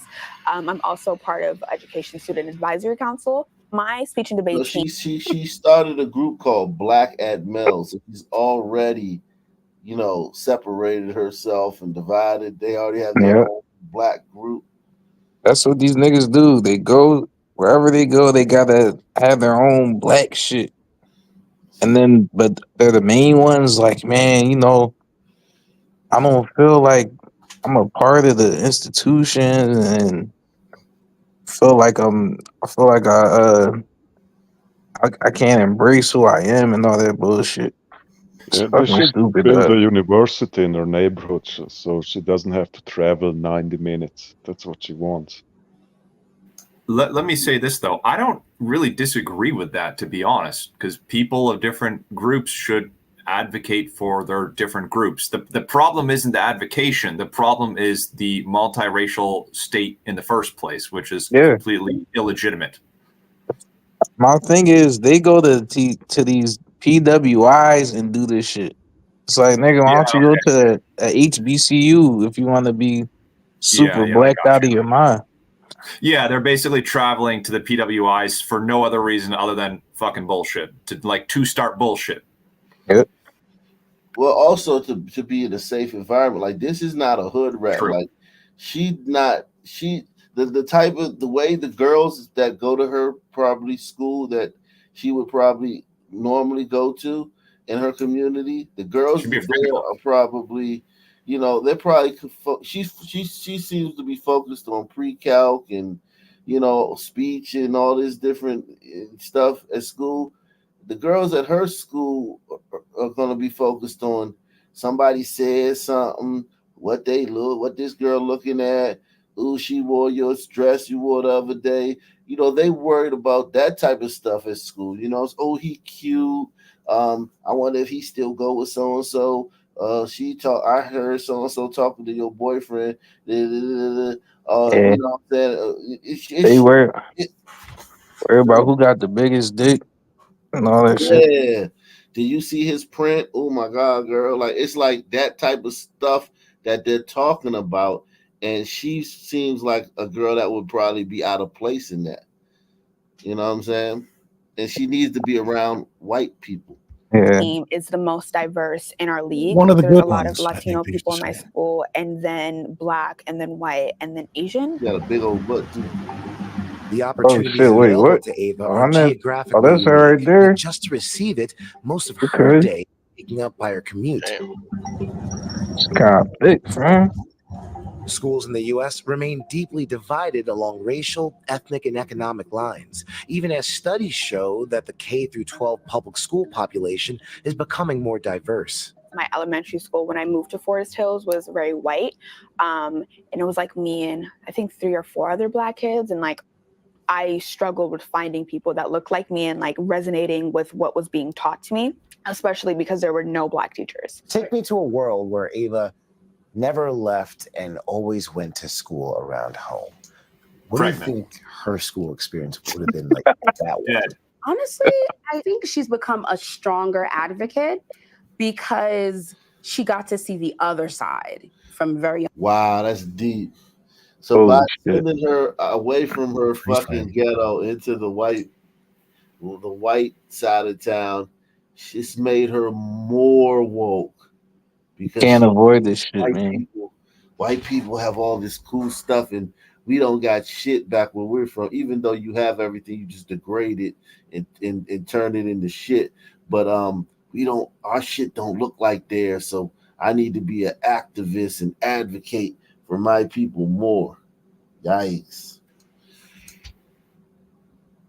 Well, keep in mind, you're kind of putting this Black girl in a like a tough place.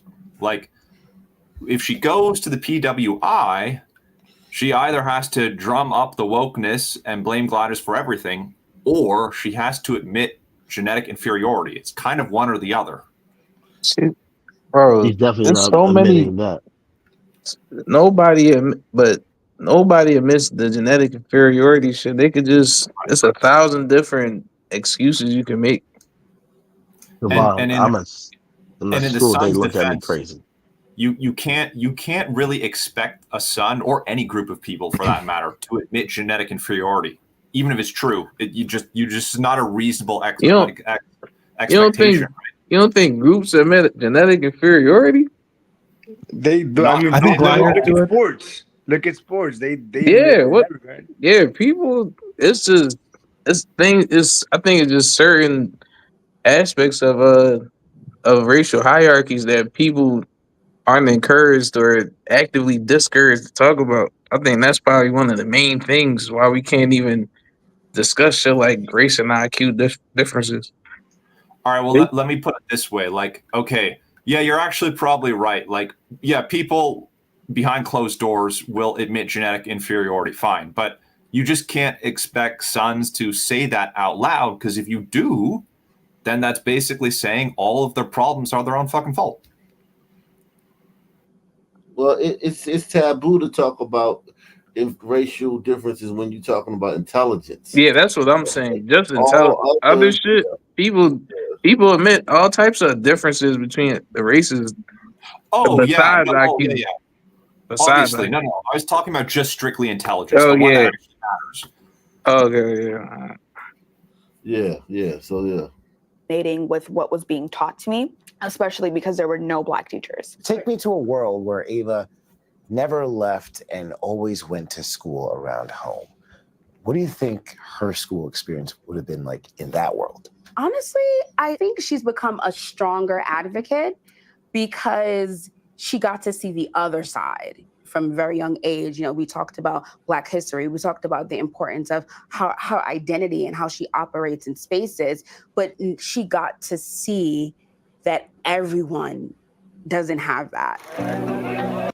Two things here, man. These fucking glasses that these sisters always wear, they're always like so loud and so ostentatious. And then the fucking, where's the dad, man? Where's her fucking father at? And I'm not big on the father save the day shit, but where's her fucking dad, man? They never had a dad. She got to see that everyone doesn't have that. 70 years ago, the landmark Brown versus the Board of Education ruling was supposed to make schools more Nice to diverse. see this dusted off again. declaring separating children in schools on the basis of race unconstitutional and ushering in integration efforts. But according to the latest U.S. Government Accountability Office investigation of K-12 education, schools are becoming highly segregated again. More than a third of students attend schools where 75% or more students are of a single race or ethnicity. That's how it's supposed to be. It's normal. And you have the fact that where black people live, 80% of black people live in cities. And most of those cities they live in are Democrat cities.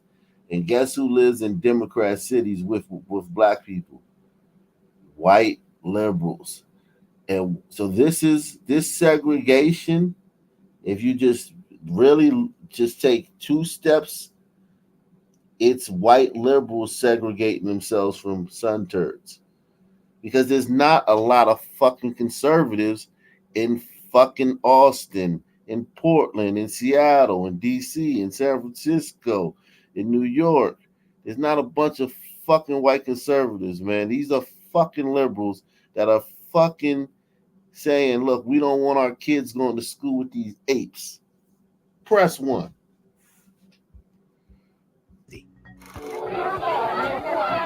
In 1957, 3 years after the Brown versus the Board of Education ruling, the NAACP attempted to enroll 9 black students at Little Rock Central High School. The ensuing chaos gripped the nation, and it became known to the media as the Little Rock Nine. The first day is actually significant because it is a mirror image of all the other days. We were beaten and pushed and shoved, that stuff was thrown on us, so we kicked around. But as I said before, we had taken a vow of nonviolence. We chose not to fight. The governor of Arkansas at the time prevented the students from entering the racially segregated school, using his state's National Guard for help. After weeks of failed attempts to safely get the students through a full day of classes, President Eisenhower intervened. Our enemies are gloating over this incident and using it everywhere to misrepresent our whole nation. Those students today disappointed how much work still needs to be done. Over these 60 plus years, all the achievements that we have made. So she was one of the blacks. She was one of the blacks that was sent to. Yeah, she was one of the original some Melungeons. Some people melanated. You can't specify what the fuck it actually was in the 1400s before the explorers came here. Yeah, according to Mystic. Yeah. So these people are still rocking and rolling, man. The white man, the white country's so bad that these people are alive in it. What, these people are 80, right?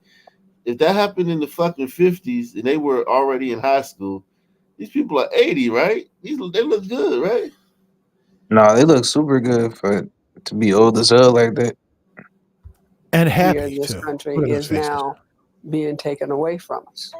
And if young people don't stand up and stop some of this process and strategize as to how they're going to go about changing these things, or at least put some rudders to what is being changed by others, we're in a mess here.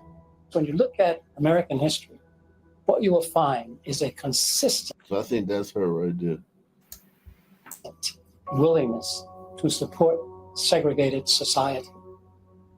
That is the main focus, but you can't stop working for it in any case.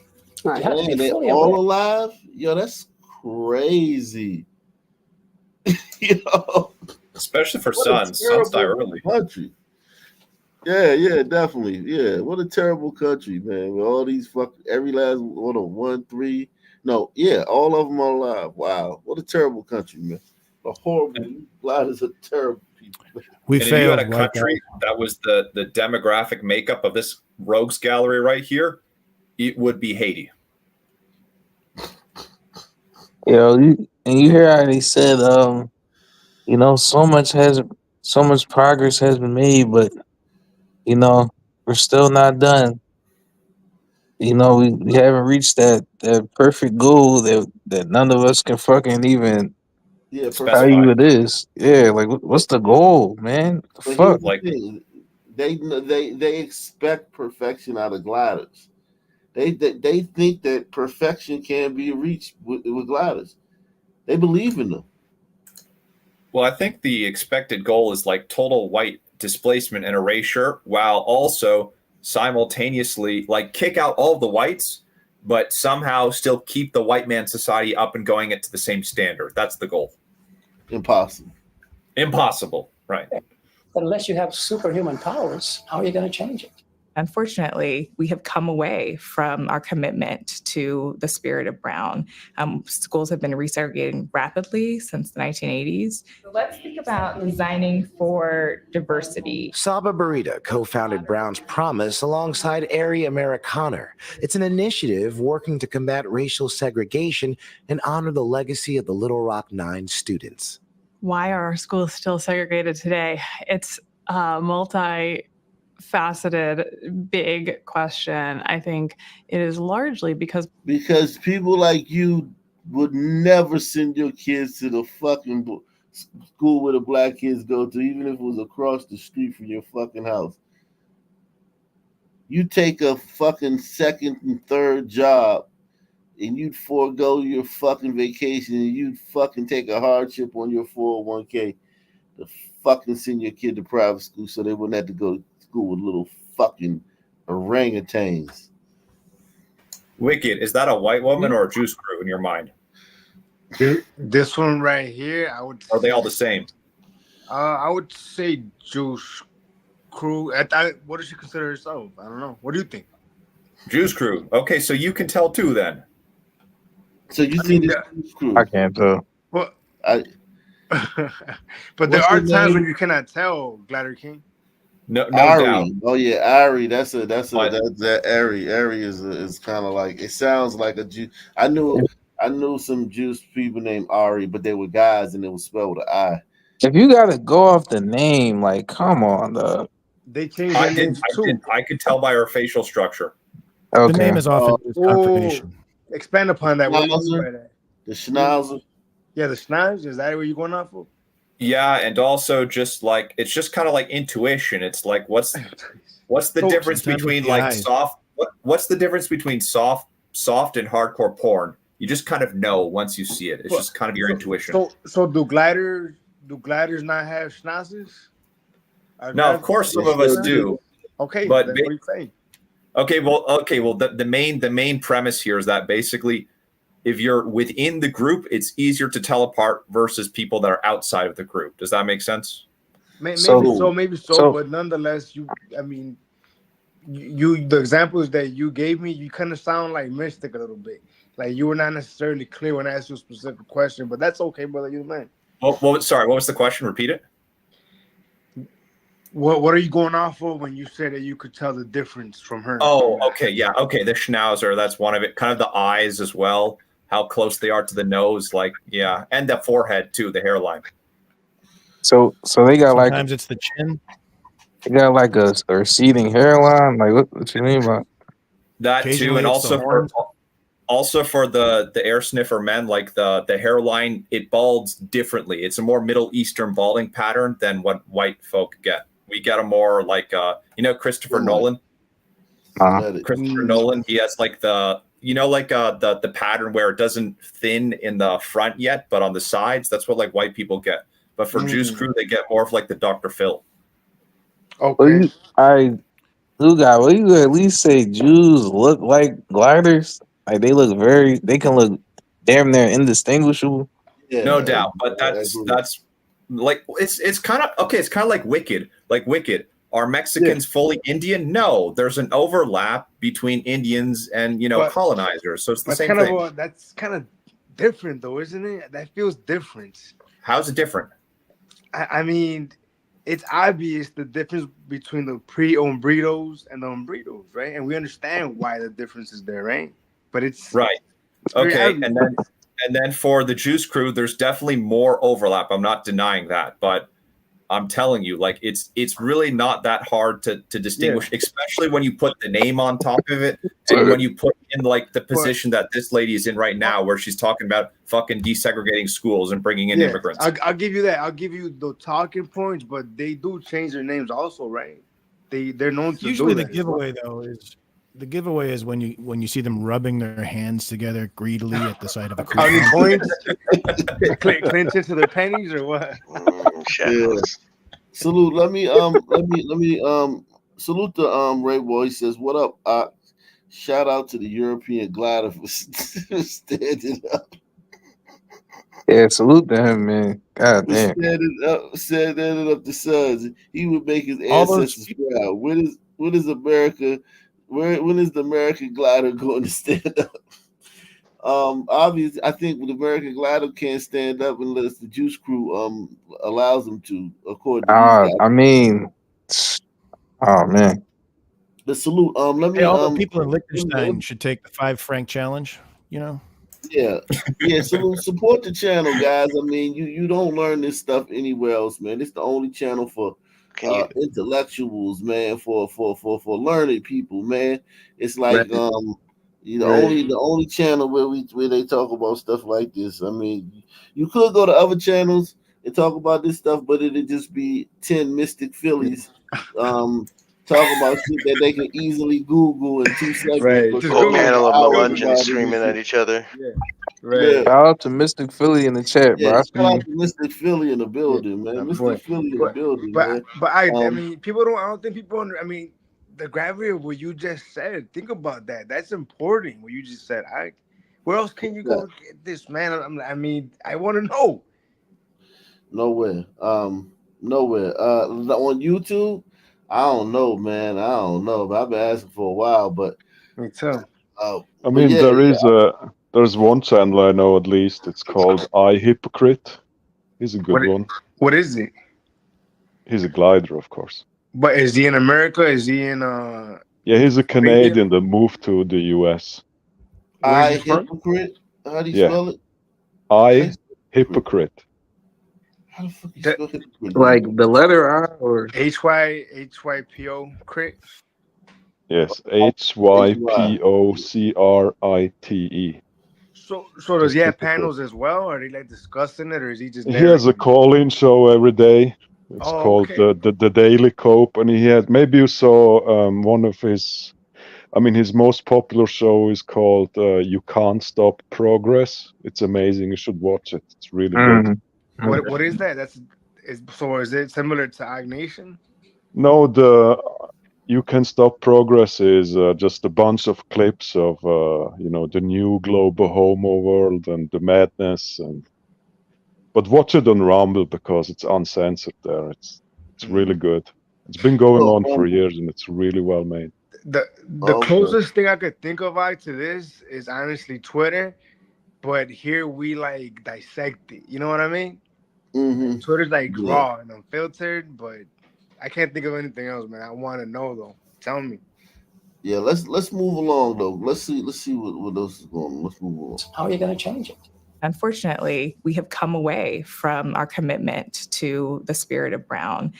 Schools have been resegregating rapidly since the 1980s. So let's think about designing for diversity. Saba Burita co-founded Brown's Promise alongside Ari Amerikaner. It's an initiative working to combat racial segregation and honor the legacy of the Little Rock 9 students.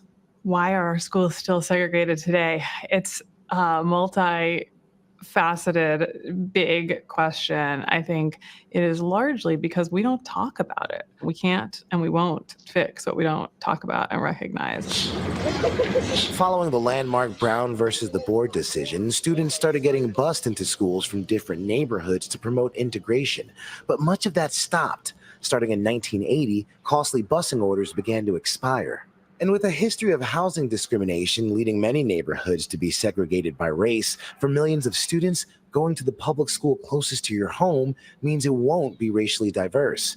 Despite the billions of dollars invested to desegregate public schools over the last few decades, today, school segregation... You gliders have spent billions of dollars to desegregate schools. And it's still not enough. You can't, bro.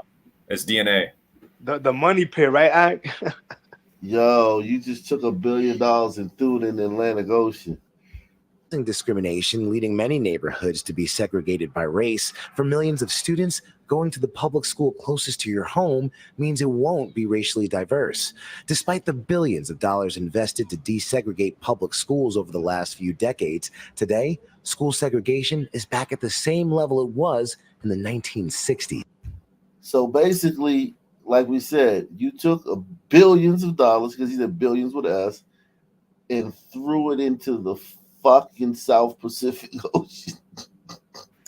Also, it's worth pointing out, like, during these quote unquote times of desegregation, yeah, okay, maybe it's desegregated in the idea that, like, there are literally black and white kids sharing a classroom, fine.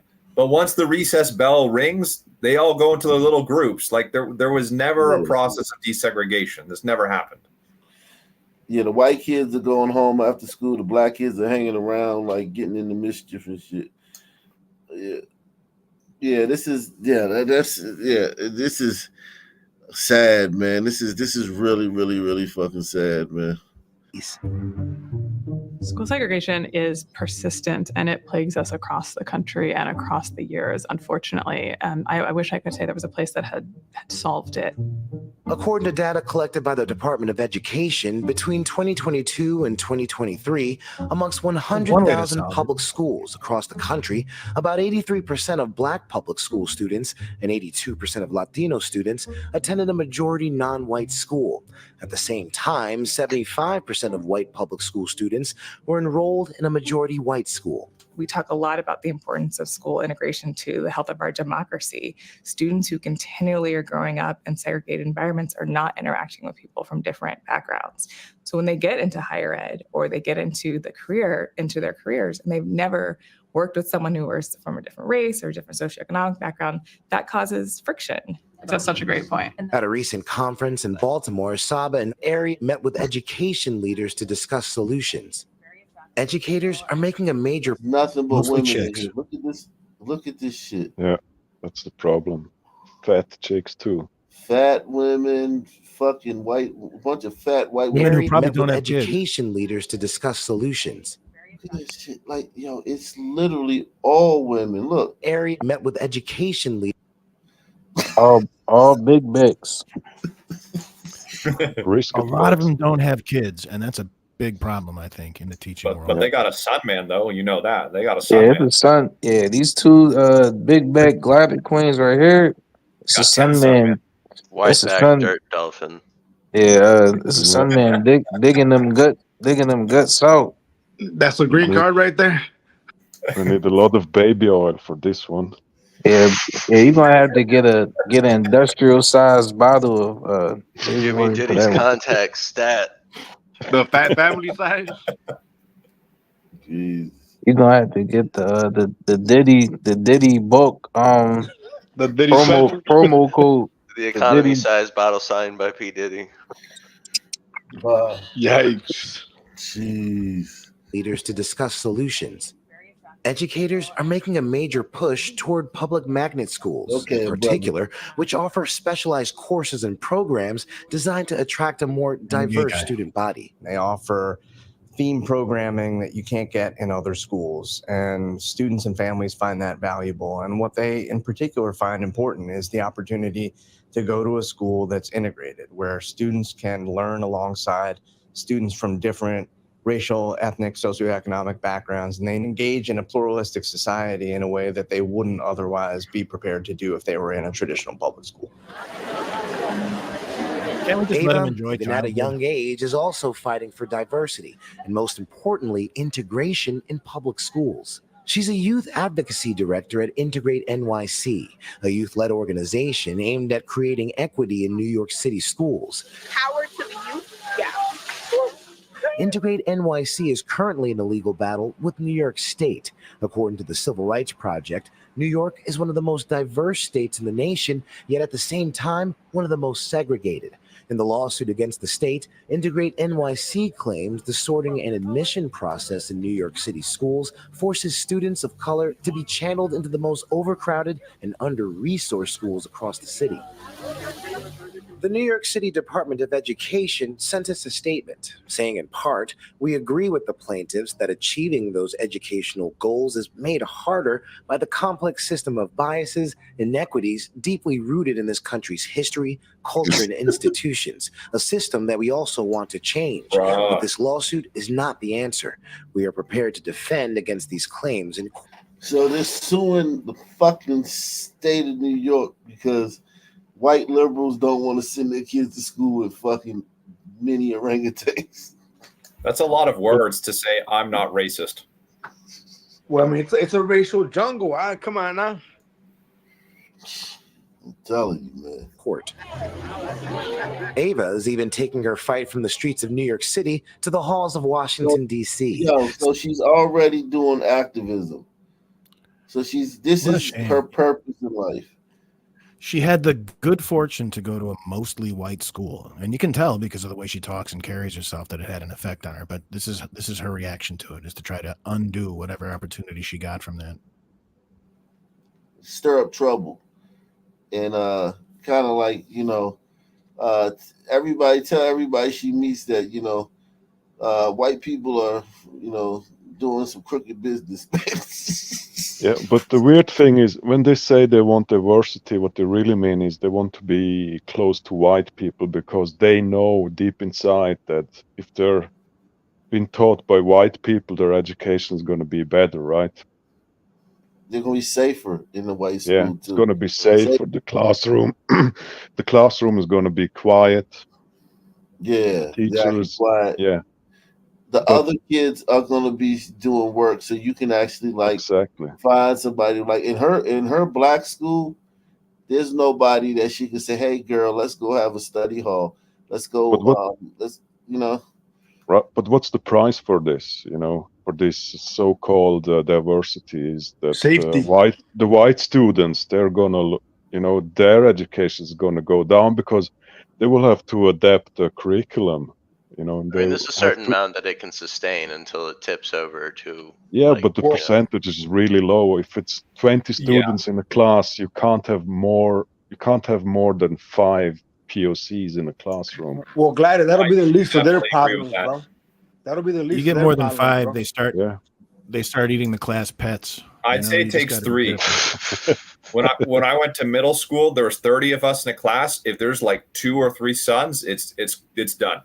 It's over. Yeah, I mean, ideally it would be just 1 in the class. So what is the fucking sons do though? Like what do sons do to They can't stop talking. They can't stop essentially raping the white girls. They're just they're basically beasts. They just do what a beast does essentially. God damn, where'd you go to school? Compton, Canada? It is kind of crazy, just the intensity and desire that these son boys, really, they're 14, right, have for white girls, and they just keep chasing them. They never stop being a class clown. They're violent. It's just a mess, man. I remember some kid fighting the teacher in my 7th grade reading class. The problem also, we live in a climate where gliders are told they're being racist just for existing.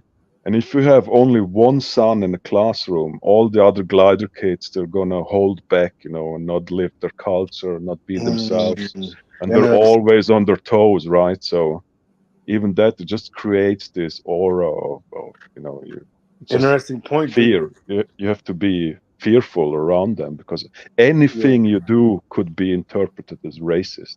Right. It could be the smallest thing ever, and they're just gonna. I like your hair, girl. Racist. Right. Yeah, the workplace is, Oh yeah, where that's crazy. And they're gonna have to defend themselves from all these random gliders trying to touch their hair. Right. It's really the other way around. White people are not interested in touching kinky black hair. I gotta be honest with you. It's the other way around. The girls do. The other way around. The girls, they love touching hair, but yeah. Yeah, African black girls love. I mean, look at who's doing everything to make their hair look like the other. Like They call it their crown, right? So yeah. yeah. Come on, let's stop it. Ava is even taking her fight from the streets of New York City to the halls of Washington, D.C., speaking on a student-led panel during Attorney General Merrick Garland's remarks on the 70th anniversary of Brown versus All right, Board wait, of is Ed. that a white guy or what? Of separate but equal has no place. Moderated by Brown's promise. Majority black and brown Look at her. Look, she's up on stage at the fucking with the fucking attorney general and shit. And she's and she would probably you would probably talk to her and you would probably think like she's living in a hell, her a personal hellscape.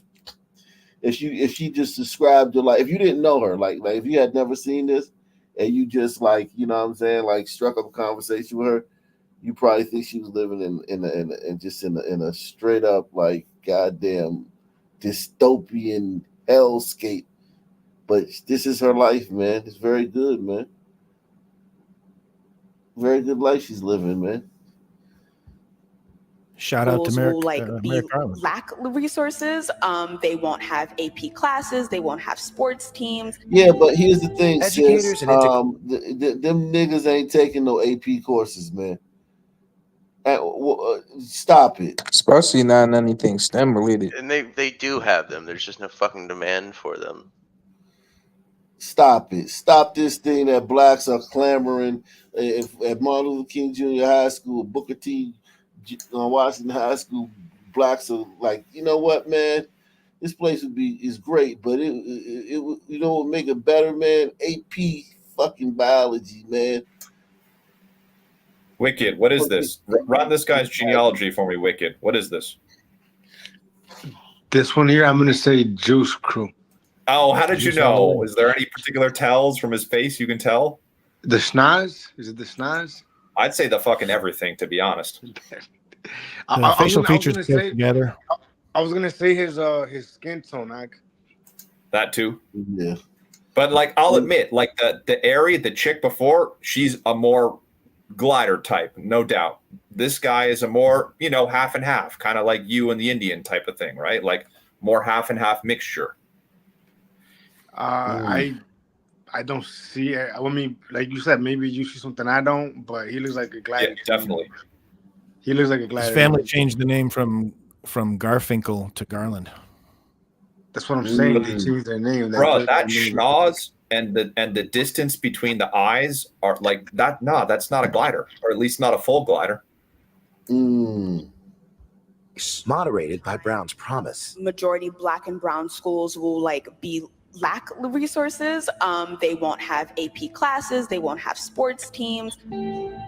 Educators and integration advocates have tried for years. You just say black and brown schools won't have sports teams. But they will have rowing. They will have a rowing team. Yeah, of course not, because nobody wants to fucking do rowing.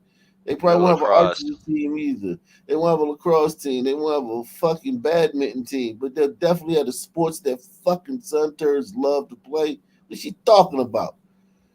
The crazy thing is she said they lack resources. Imagine like after these decades of pumping trillions and dollars into their communities, they still tell you they're lacking resources. It's appalling. Yeah, it's gaslighting. It's beyond gaslighting. It is. They won't have crazy. AP classes. They won't have sports teams. Educators and integration advocates have tried for years to get the federal government to have a bigger role in supporting school desegregation. A spokesperson for the U.S. Department of Education sent us a statement saying in part the department has supported voluntary school integration through local partnerships with parents, educators, and communities, addressed disparities in funding and resources for schools, and issued guidance and funding to support a more diverse educator workforce. So many people here today. You changed the world. The Biden administration announced last year they'd created a new $10 million grant to fund school integration efforts, just a small portion of the $100 million the administration has tried to get Congress to put towards this effort.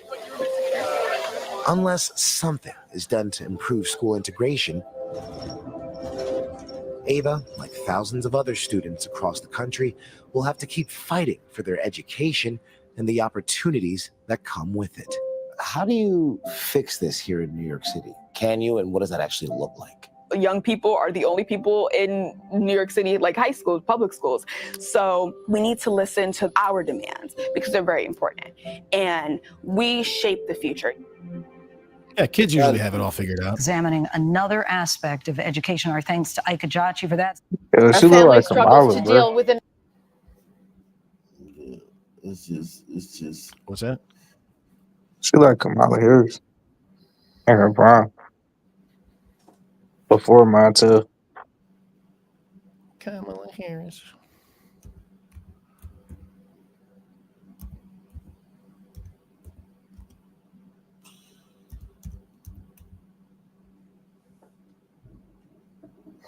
Man.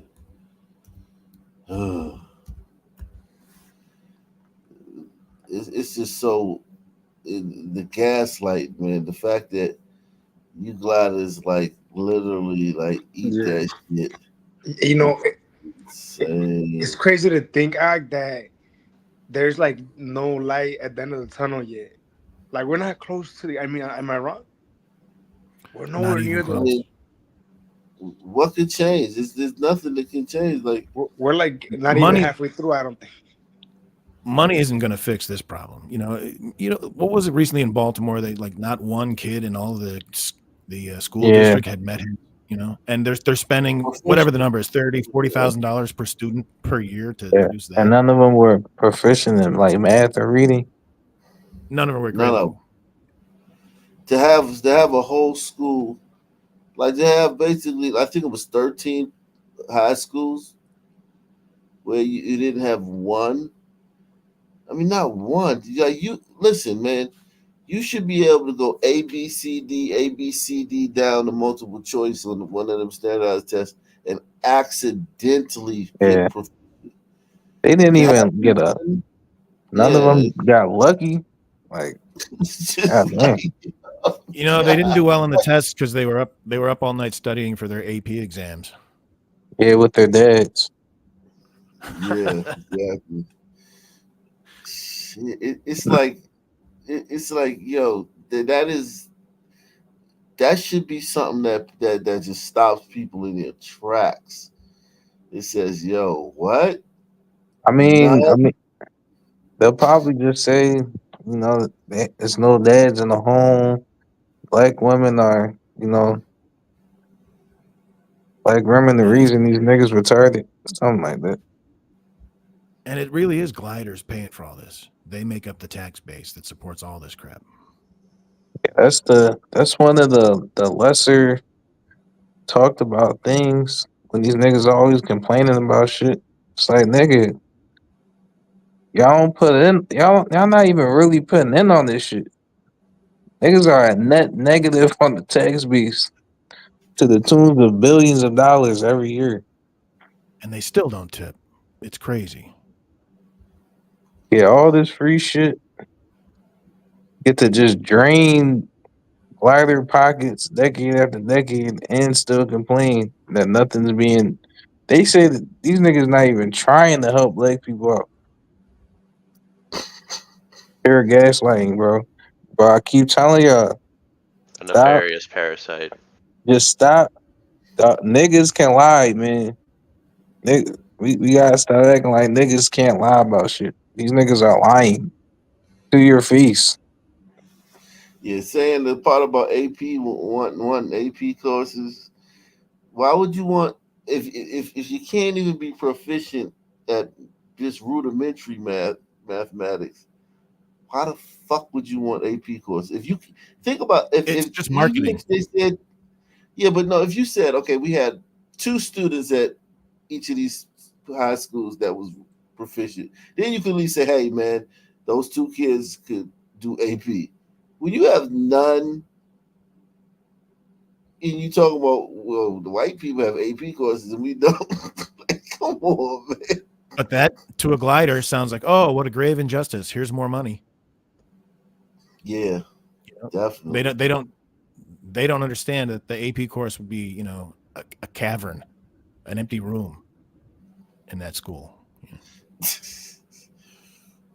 Yeah, it'll be a way to some Sunman superintendent to get caught up fucking skimming money off the top and shit. Some sun superintendent go to prison. The AP course money he done pocketed it and shit. Yeah, for all the books they bought. Yeah, man.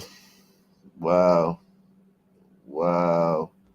Unfucking believable, man. I mean, I think a lot of a lot of these things black people complain about.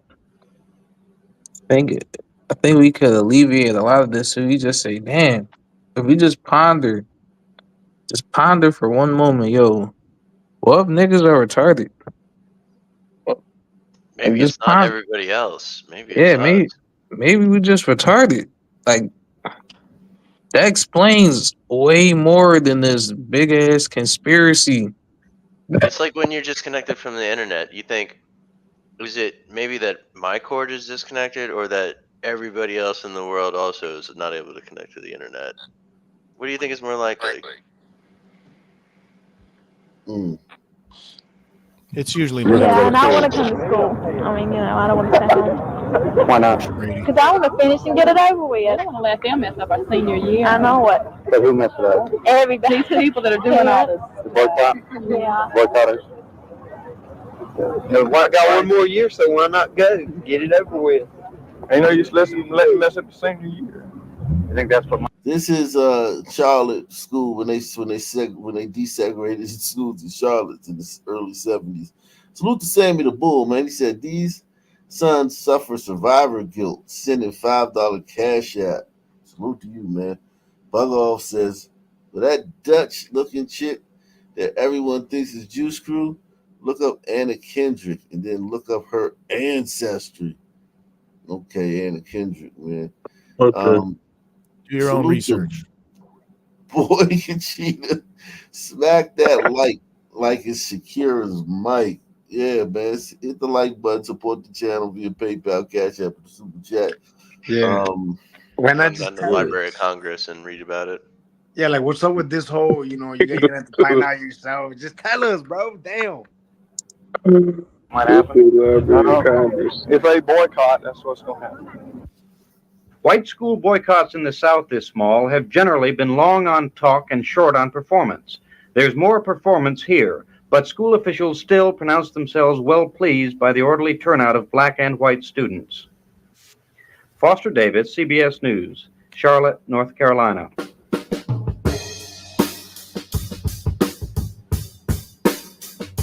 In the middle of a dusty day.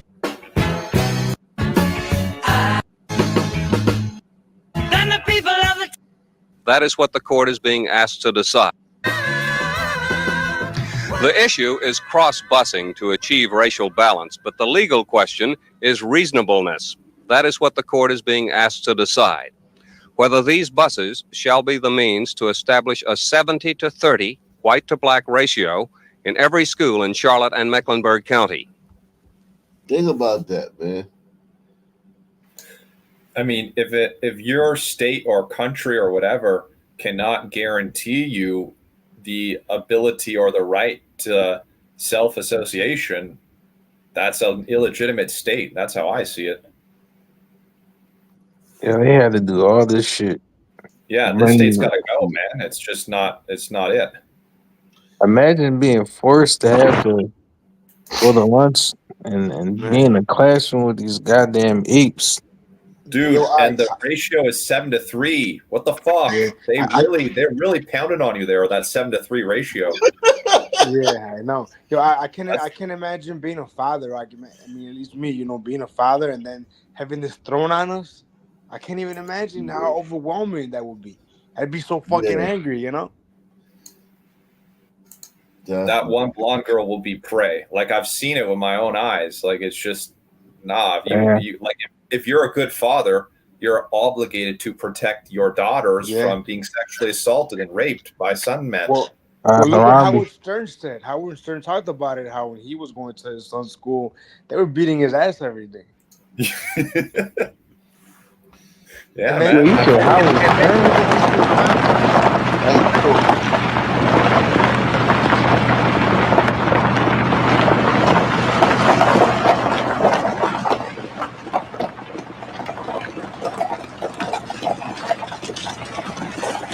And there goes Evil Knievel across 38 buses. When it comes to protecting constitutional rights of children. I don't think that the expense involved or even the inconvenience involved to a school board is necessarily the test of reasonableness. The test of reasonableness is that which will, in fact, accomplish what the Constitution requires. And we think that what that requires is complete integration of the schools. I ain't gonna lie. Turned out 3 liberal members of the. These niggas sound way more, Also, the Constitution wasn't written for them, you know.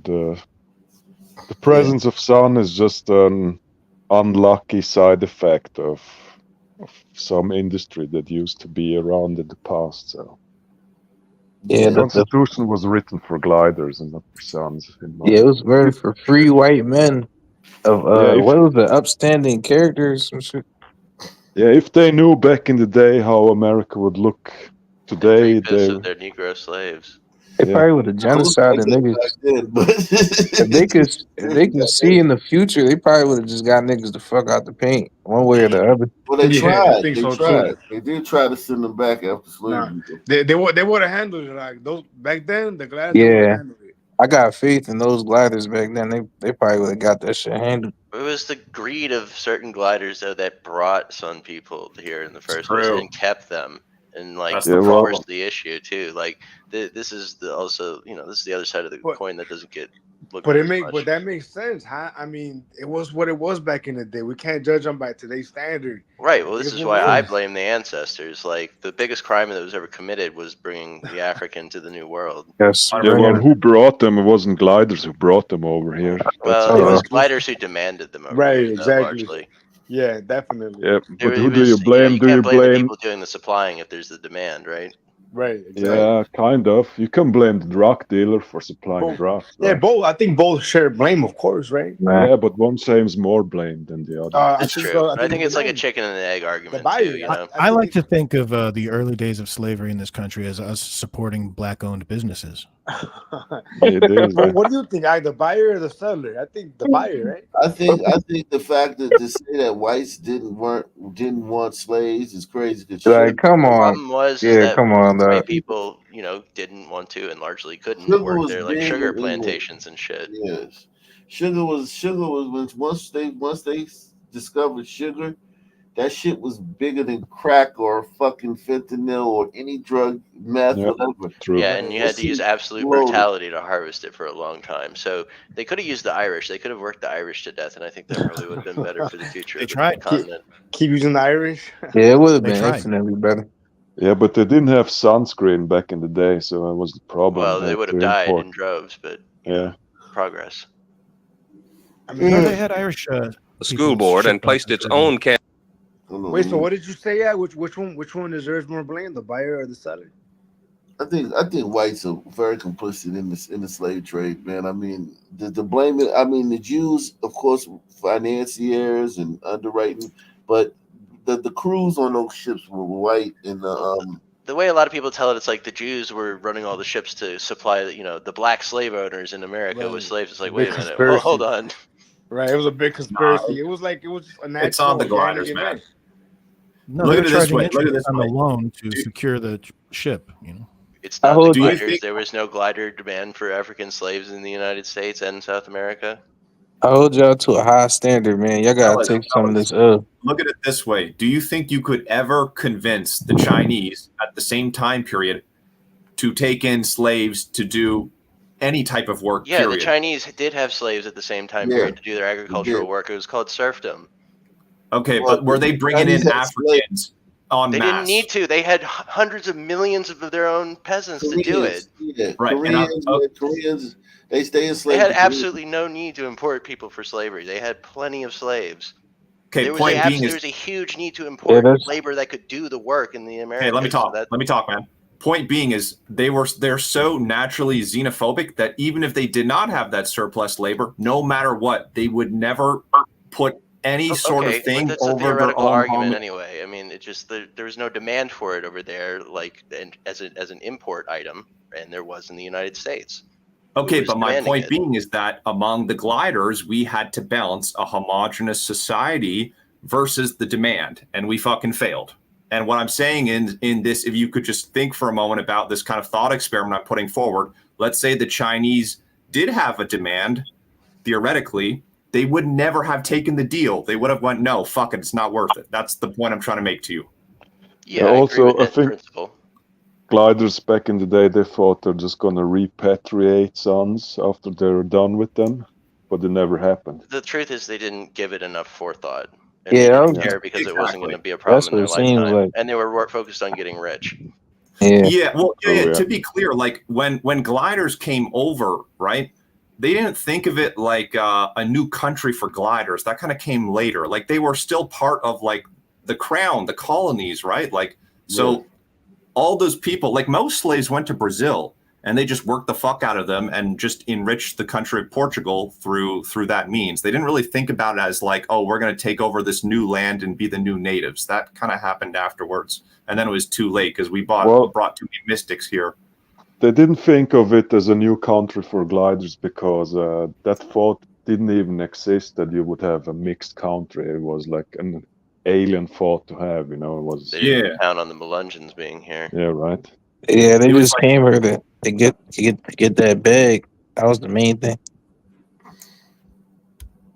Which will, in fact, accomplish what the Constitution requires. And we think that what that requires is complete integration of the schools. It turned out 3 liberal members of the school board and placed its own candidates in their place. It gathered some 60,000 names on petitions opposing what it calls arbitrary racial balance, and it sent them and one of their leaders to a White House meeting with aides to President Nixon. We appreciate all the help we can get. If you're out of town, it's probably happening in your town too, so help us a lot. Well, I'll be leaving. Of course, I don't know anything about the bus times yet, but I'll be leaving my house probably somewhere around 7 or maybe earlier in the morning. And I'll have to cross 2 major arteries to get to West Charlotte. And I can imagine that is going to be pretty much of a mess. I think it's just got to be done. We've got a bus. People, I've traveled, and once you get to know people, they're not different. It's just the same all over. I've talked to quite a few students, and they're getting fed up with all this hassle, court hassle, and all this sort of stuff, and they just as soon just go on and go to school and get it over with. They don't like the idea of being bused and all, but I don't think there's going to be any violence, of any kind. It's the parents. The parents, that's it. They're the ones who will cause the violence if there is any really big violence. The parents are uptight and the students are. Yes, sir. That would apply. That's right. I think it's up to the students, and it's just up to the students whether they will accept it or not. And I think we will. But as he said, it's the parents. It has excellent coffee quality. Oh, it's extremely reliable and comes with IBM service. It's easy to use. And it's very, very, very small. The IBM Executive Copier. When court-ordered school busing for desegregation began in Los those kids were from Charlotte. Oh yeah. This is a show. Yeah. I wonder what they think nowadays. If they Those still have kids the are same. old. They're boomers. They're probably woke as fuck. Los Angeles in September 1978, some officials were jubilant. Said one advocate, the schools did open uneventfully, peacefully, decently, and well. But whether busing reached a dead end or only a detour, the program came to a halt last night. And Linda Douglas now reports on what happened today.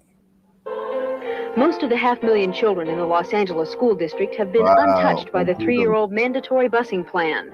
Fewer than 1/4 of the city's students are white, simply not enough to integrate the primarily Hispanic and black schools. Nevertheless, 23,000 children have been riding buses anywhere from 20 minutes to an hour to achieve integration. And the anti-busing majority on the LA School Board today claimed permanent defeat for busing and a victory for education. Busing has not only been a tremendous financial and educational burden on this district, it's helped destroy support for public education, has helped divert scarce staff and teacher resources from our true mission of education. Segregated education cannot be praised in any stretch of the imagination, and those members of the school board who are praising the separation of races at this day and age are acting very irresponsibly. In the meantime, most of the children in the busing program chose to stay there rather than disrupt the school year. But more than 7,000 youngsters did return to their neighborhood schools today. I don't like my child on a bus for 2 hours a day, wasting her time and possibly interrupting her ability to get her studies done. For some children, the prospect of a new school in mid-year was too much to bear. Many others seemed relieved. Because I don't really like riding on the bus that much. Why not? Because I have to wake up so early in the morning. One federal judge said over the weekend the district can legally abandon busing as a remedy for segregation, but he added the basic right of Los Angeles minority children to an equal education remains unsolved. Linda Douglas, CBS News, Los Angeles. Late this afternoon, the NAACP asked Justice Rehnquist for permission to withdraw its appeal for busing reinstatement. Well, foes of busing as a last resort for desegregation may take comfort in today's news from Los Angeles, but as Ed Rabel reports, a similar program seems to be rolling along in another community 10 years after many observers said it wouldn't work. It has transcended almost all of the other emotional issues which tore the nation in the 60s and 70s. It is something almost everybody agrees on. They hate it. Even the president is against it.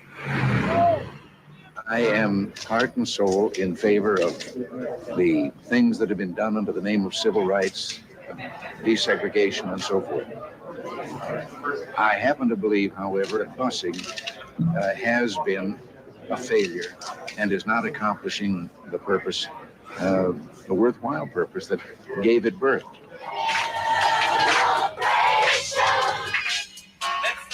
There are children here in Charlotte, North Carolina, and adults too, who do not agree with President Reagan.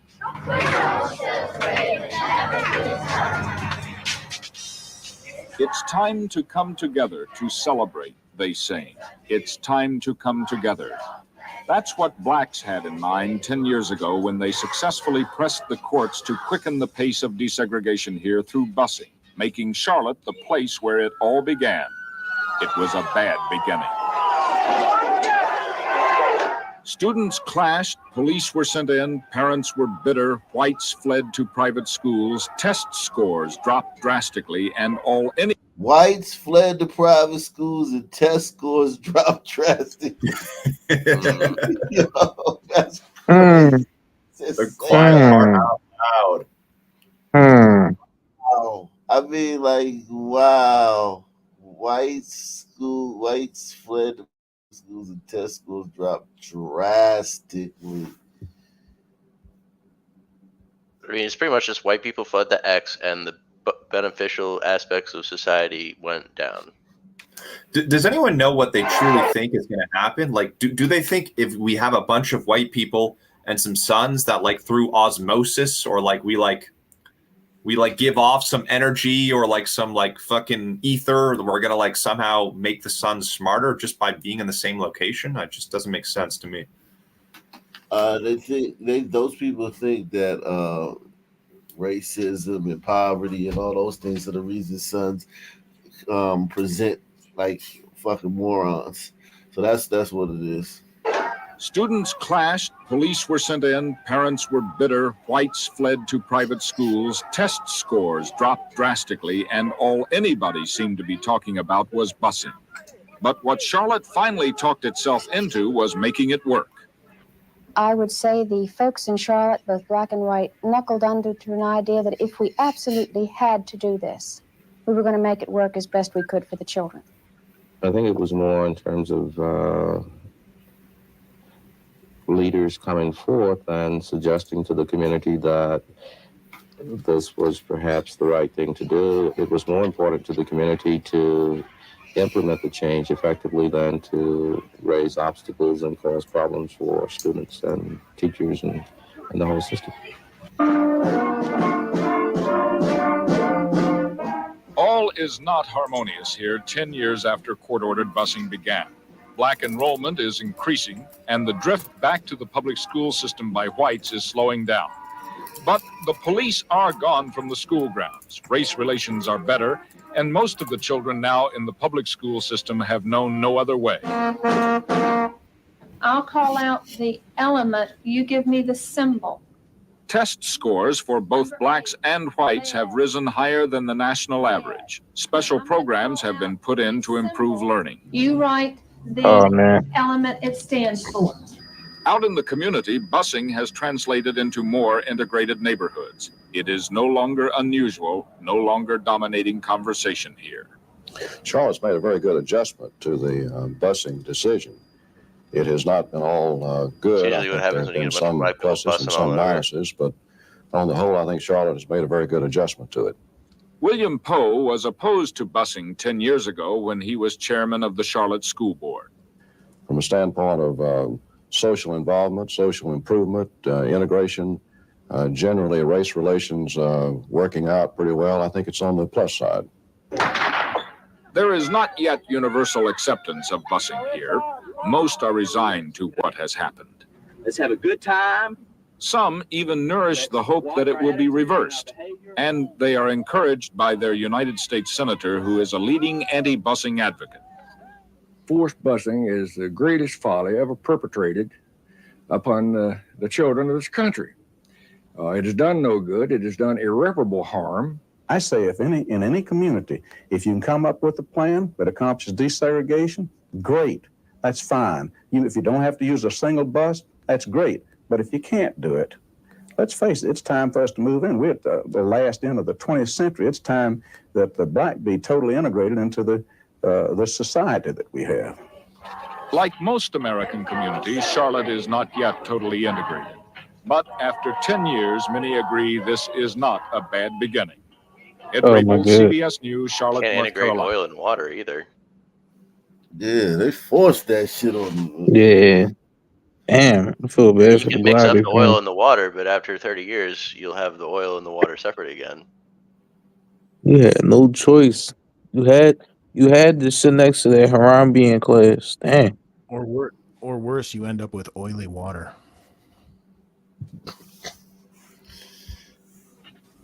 The Supreme Court, by the way, refused today to curtail the authority of the Justice Department to go to court to force public schools to use busing where segregation exists. A suit against the government on that point had been filed. So we're back after all that shit. We're back where we started in 2024. Wow, we're back where we started. I mean, it was I used to miss about 20%. 25 days. Here's this it. I used to miss about 25 days of the school year down Lombard. And now that I've came to Dunbar, I haven't missed any days so far. And I think it's because no one pushes you around to make you learn a day of speed, learn at your own speed, at your own rate. And, Oh yeah, this nigga you have retarded. open space. You can work when you feel like it and not if you don't. No one makes you do anything here. Oh yeah, that's heaven for a son, man. You ain't got to learn shit. I used to miss This about nigga in heaven. 25 days of the school year down Lombard. And now that I've came to Dunbar, I haven't missed any days so far. And I think it's because no one pushes you around to make you learn a day of speed, learn at your own speed, at your own rate. And you have open space. You can work when you feel like it and not if you don't. No one makes you do anything here. I had no reason to cut classes because I like my teachers and I like the work that I'm doing there in Dunbar.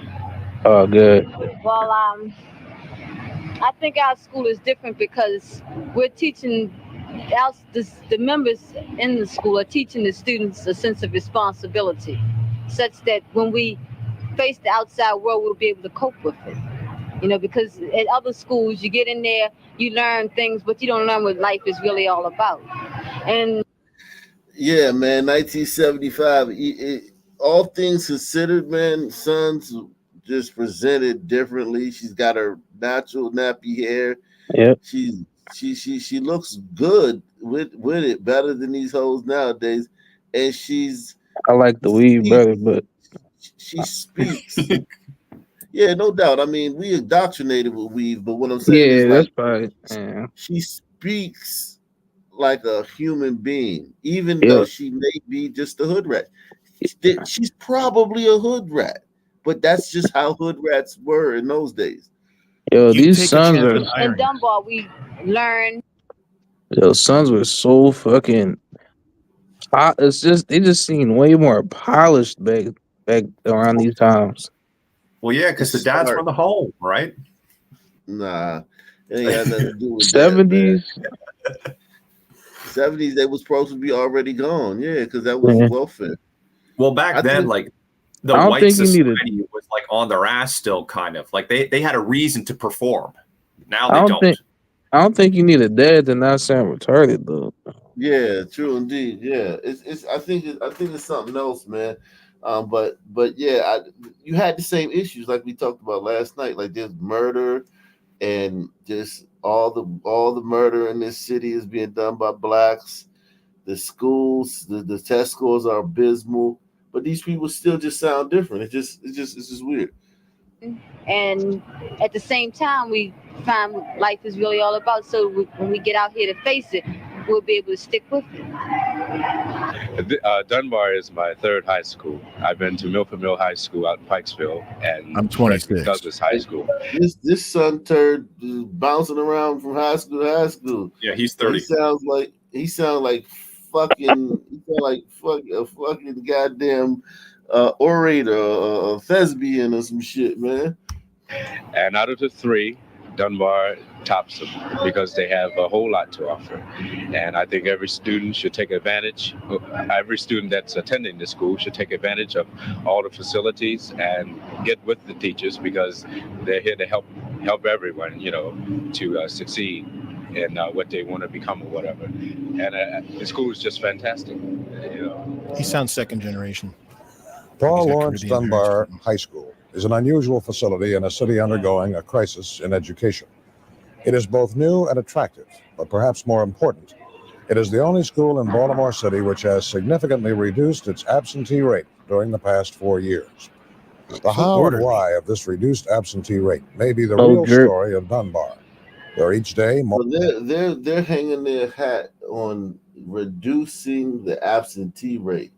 They ain't talking shit about test scores. They ain't talking about grades. They ain't talking about this is the school this is our best school because they've reduced the absentee rate. Yeah.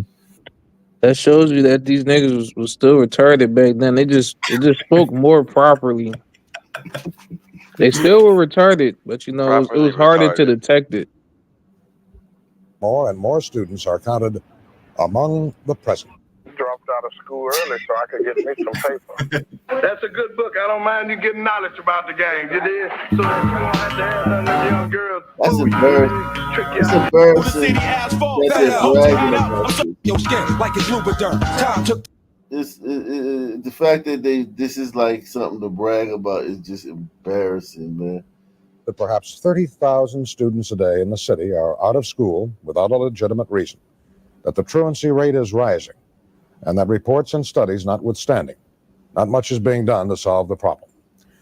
It was discovered, however, that in one school, the absentee rate has been reduced from 30% to 18%, a distinct reversal of the trend toward greater absenteeism since 1970. Yeah, they did a whole fucking special because one fucking school in this Sun City. And thus it seemed logical to take a longer look at this one school. Yeah, that is insane, man. The bar is in fucking the core of the bar is at the Earth's core, man. Oh. Done to solve the problem. It was discovered, however, that in one school, the absentee rate has been reduced from 30% to 18%, a distinct reversal of the trend toward greater absenteeism since 1970. And thus it seemed logical to take a longer look at this one school, Paul Laurence Dunbar High, to find out first how it is different from other city schools, and second, if the lessons of Dunbar can be applied to the rest of the city. Of course, Dunbar is a new school, and there are other new schools in the city. The difference is that instead of being planned by educators, Dunbar was planned by ordinary East Baltimore citizens interested in bettering educational opportunities for their children. Representative Hattie Harrison of the Maryland General Assembly was a member of the Dunbar Charrette, or brainstorming sessions, which preceded the actual construction of the school a decade ago. Had to more or less seek out every avenue possible. And for a few years in the early part of the 60s, it looked as if it was an impossible thing. At one time, there were only 2 or 3 of us still screaming, and we were considered the crazy folk. But eventually, we began to pick up other folk. The parents became a lot more involved. The neighborhood people started asking if there was any way that they could help. And by doing this, we banded together not only the parents, but anybody that either lived in this neighborhood or worked in this neighborhood. So consequently, we sort of banded together and we started getting to the right people. And this is how the whole thing really got started. And it was after that that we learned that we were going to have to take a look at the total student that would be here, look into the human part of what would be happening to our youngsters. And we found out that by doing that, we couldn't just isolate the student. We had to take in the entire everyday living pattern of every student here. And that meant going into the home, going out into the neighborhood, working as best we possibly could to... All that to drop fucking absentees from 30% to 18%. Yo, the bar is in the hell of hell. Hell's hell. All of this, and you know you know what everything she just described is fucking white dollars. City High School looks different from many other educational facilities. Constructed around a spacious plaza, the new Dunbar is bright and architecturally interesting.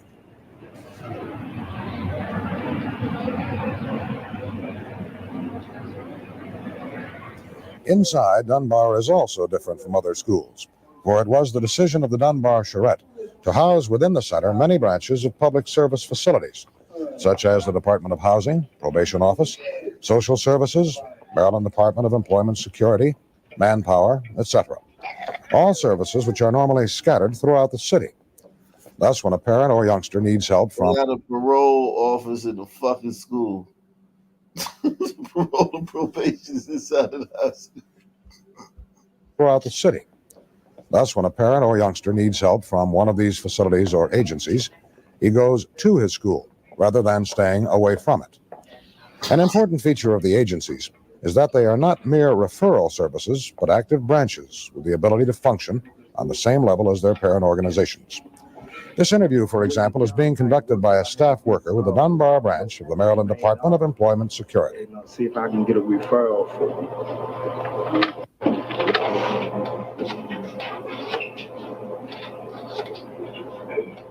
This is location 16-2.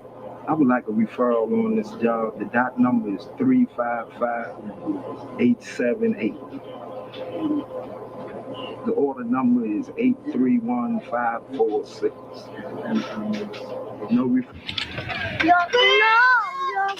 Another adjunct of the Dunbar Community High School is a child daycare center right on the premises. This facility was planned... So this You is have a school. a daycare center and a high school. This school currently has a reading proficiency average of 32%. Oh, that's not bad though. So that means they have some students that are proficient in reading. Yeah, or I guess maybe that's not the average. It is actually 32% of the students, but then 8% for math proficiency. That's still really good because most of the schools don't have any students proficient in math in Baltimore. So this is actually they're still achieving at a higher rate than other schools. So maybe all those billions of dollars, man, was worth it, man. The bar is in 58% of students agree they feel safe at school. Well, that's more than half, at least. Yeah, I mean, think about it, man. Yeah, 58% feel safe. That's what Yeah, it that's says. very good. It should be 100, but fuck The it. other 42% were beating people up. Yeah, those are the ones that's making people not feel safe. So that small children could be safely cared for, thus freeing older children from missing school because they must babysit for a busy or working parent. In addition, a number of high school-age mothers use the daycare facility in order to complete their education, an opportunity that would not be available to them if there were no one to take care of. So you got to put a probation and parole center in the school. So if the kid's on parole, he don't have to miss school by Daycare. going to the parole office. He can just go to a room in the school. You got daycare in the school, and that's all this to lower absentees from 30% to 18%. They should put a club in there, and then they'd have everybody would attend. Yeah, man. This is. Hey, hold on. There's a review of the school from a senior who graduated 9 months ago. The best part about owning a Dunbar is the students stay together as a village. We hold each other down. The worst part of Dunbar is the area the school is in. Always something happening in the area, and are get in the way of the situation. My experience been a good experience so far. I really didn't know nobody coming to Dunbar, but in 10th grade I started growing bonds with students and stuff. Yikes. Of their children. Here, open it back up. There you go. The Dunbar Community High School also differs from other schools in the amount of use it receives, for this is no 8 to 4 facility. Late every afternoon, when other schools are locked tight for the night, activity at Dunbar is just starting. Remedial reading classes, cultural arts, and a variety of other courses and activities are open to youngsters after regular school hours. During the evenings, adults use the facility in many ways. Some have enrolled in adult education courses in order to better their job capabilities. This type of activity, of course, is not unique to Dunbar. What is unique is the degree of involvement of the entire community. For in addition to the more formal courses one would expect at the typical night school, there is a broad program of performing arts for all segments of the community. The $300 billion in taxes is represented by the pie graph spent by the federal government. Okay. It's taken in from the states and the federal and local. Blended in. Yeah.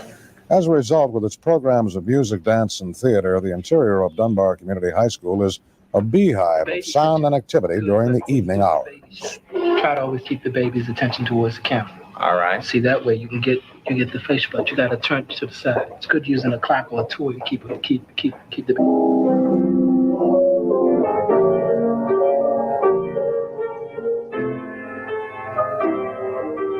1, 2, 3, 4.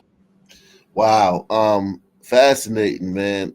Absolutely, positively fascinating, man. This is what Paul Lawrence Dunbar, man.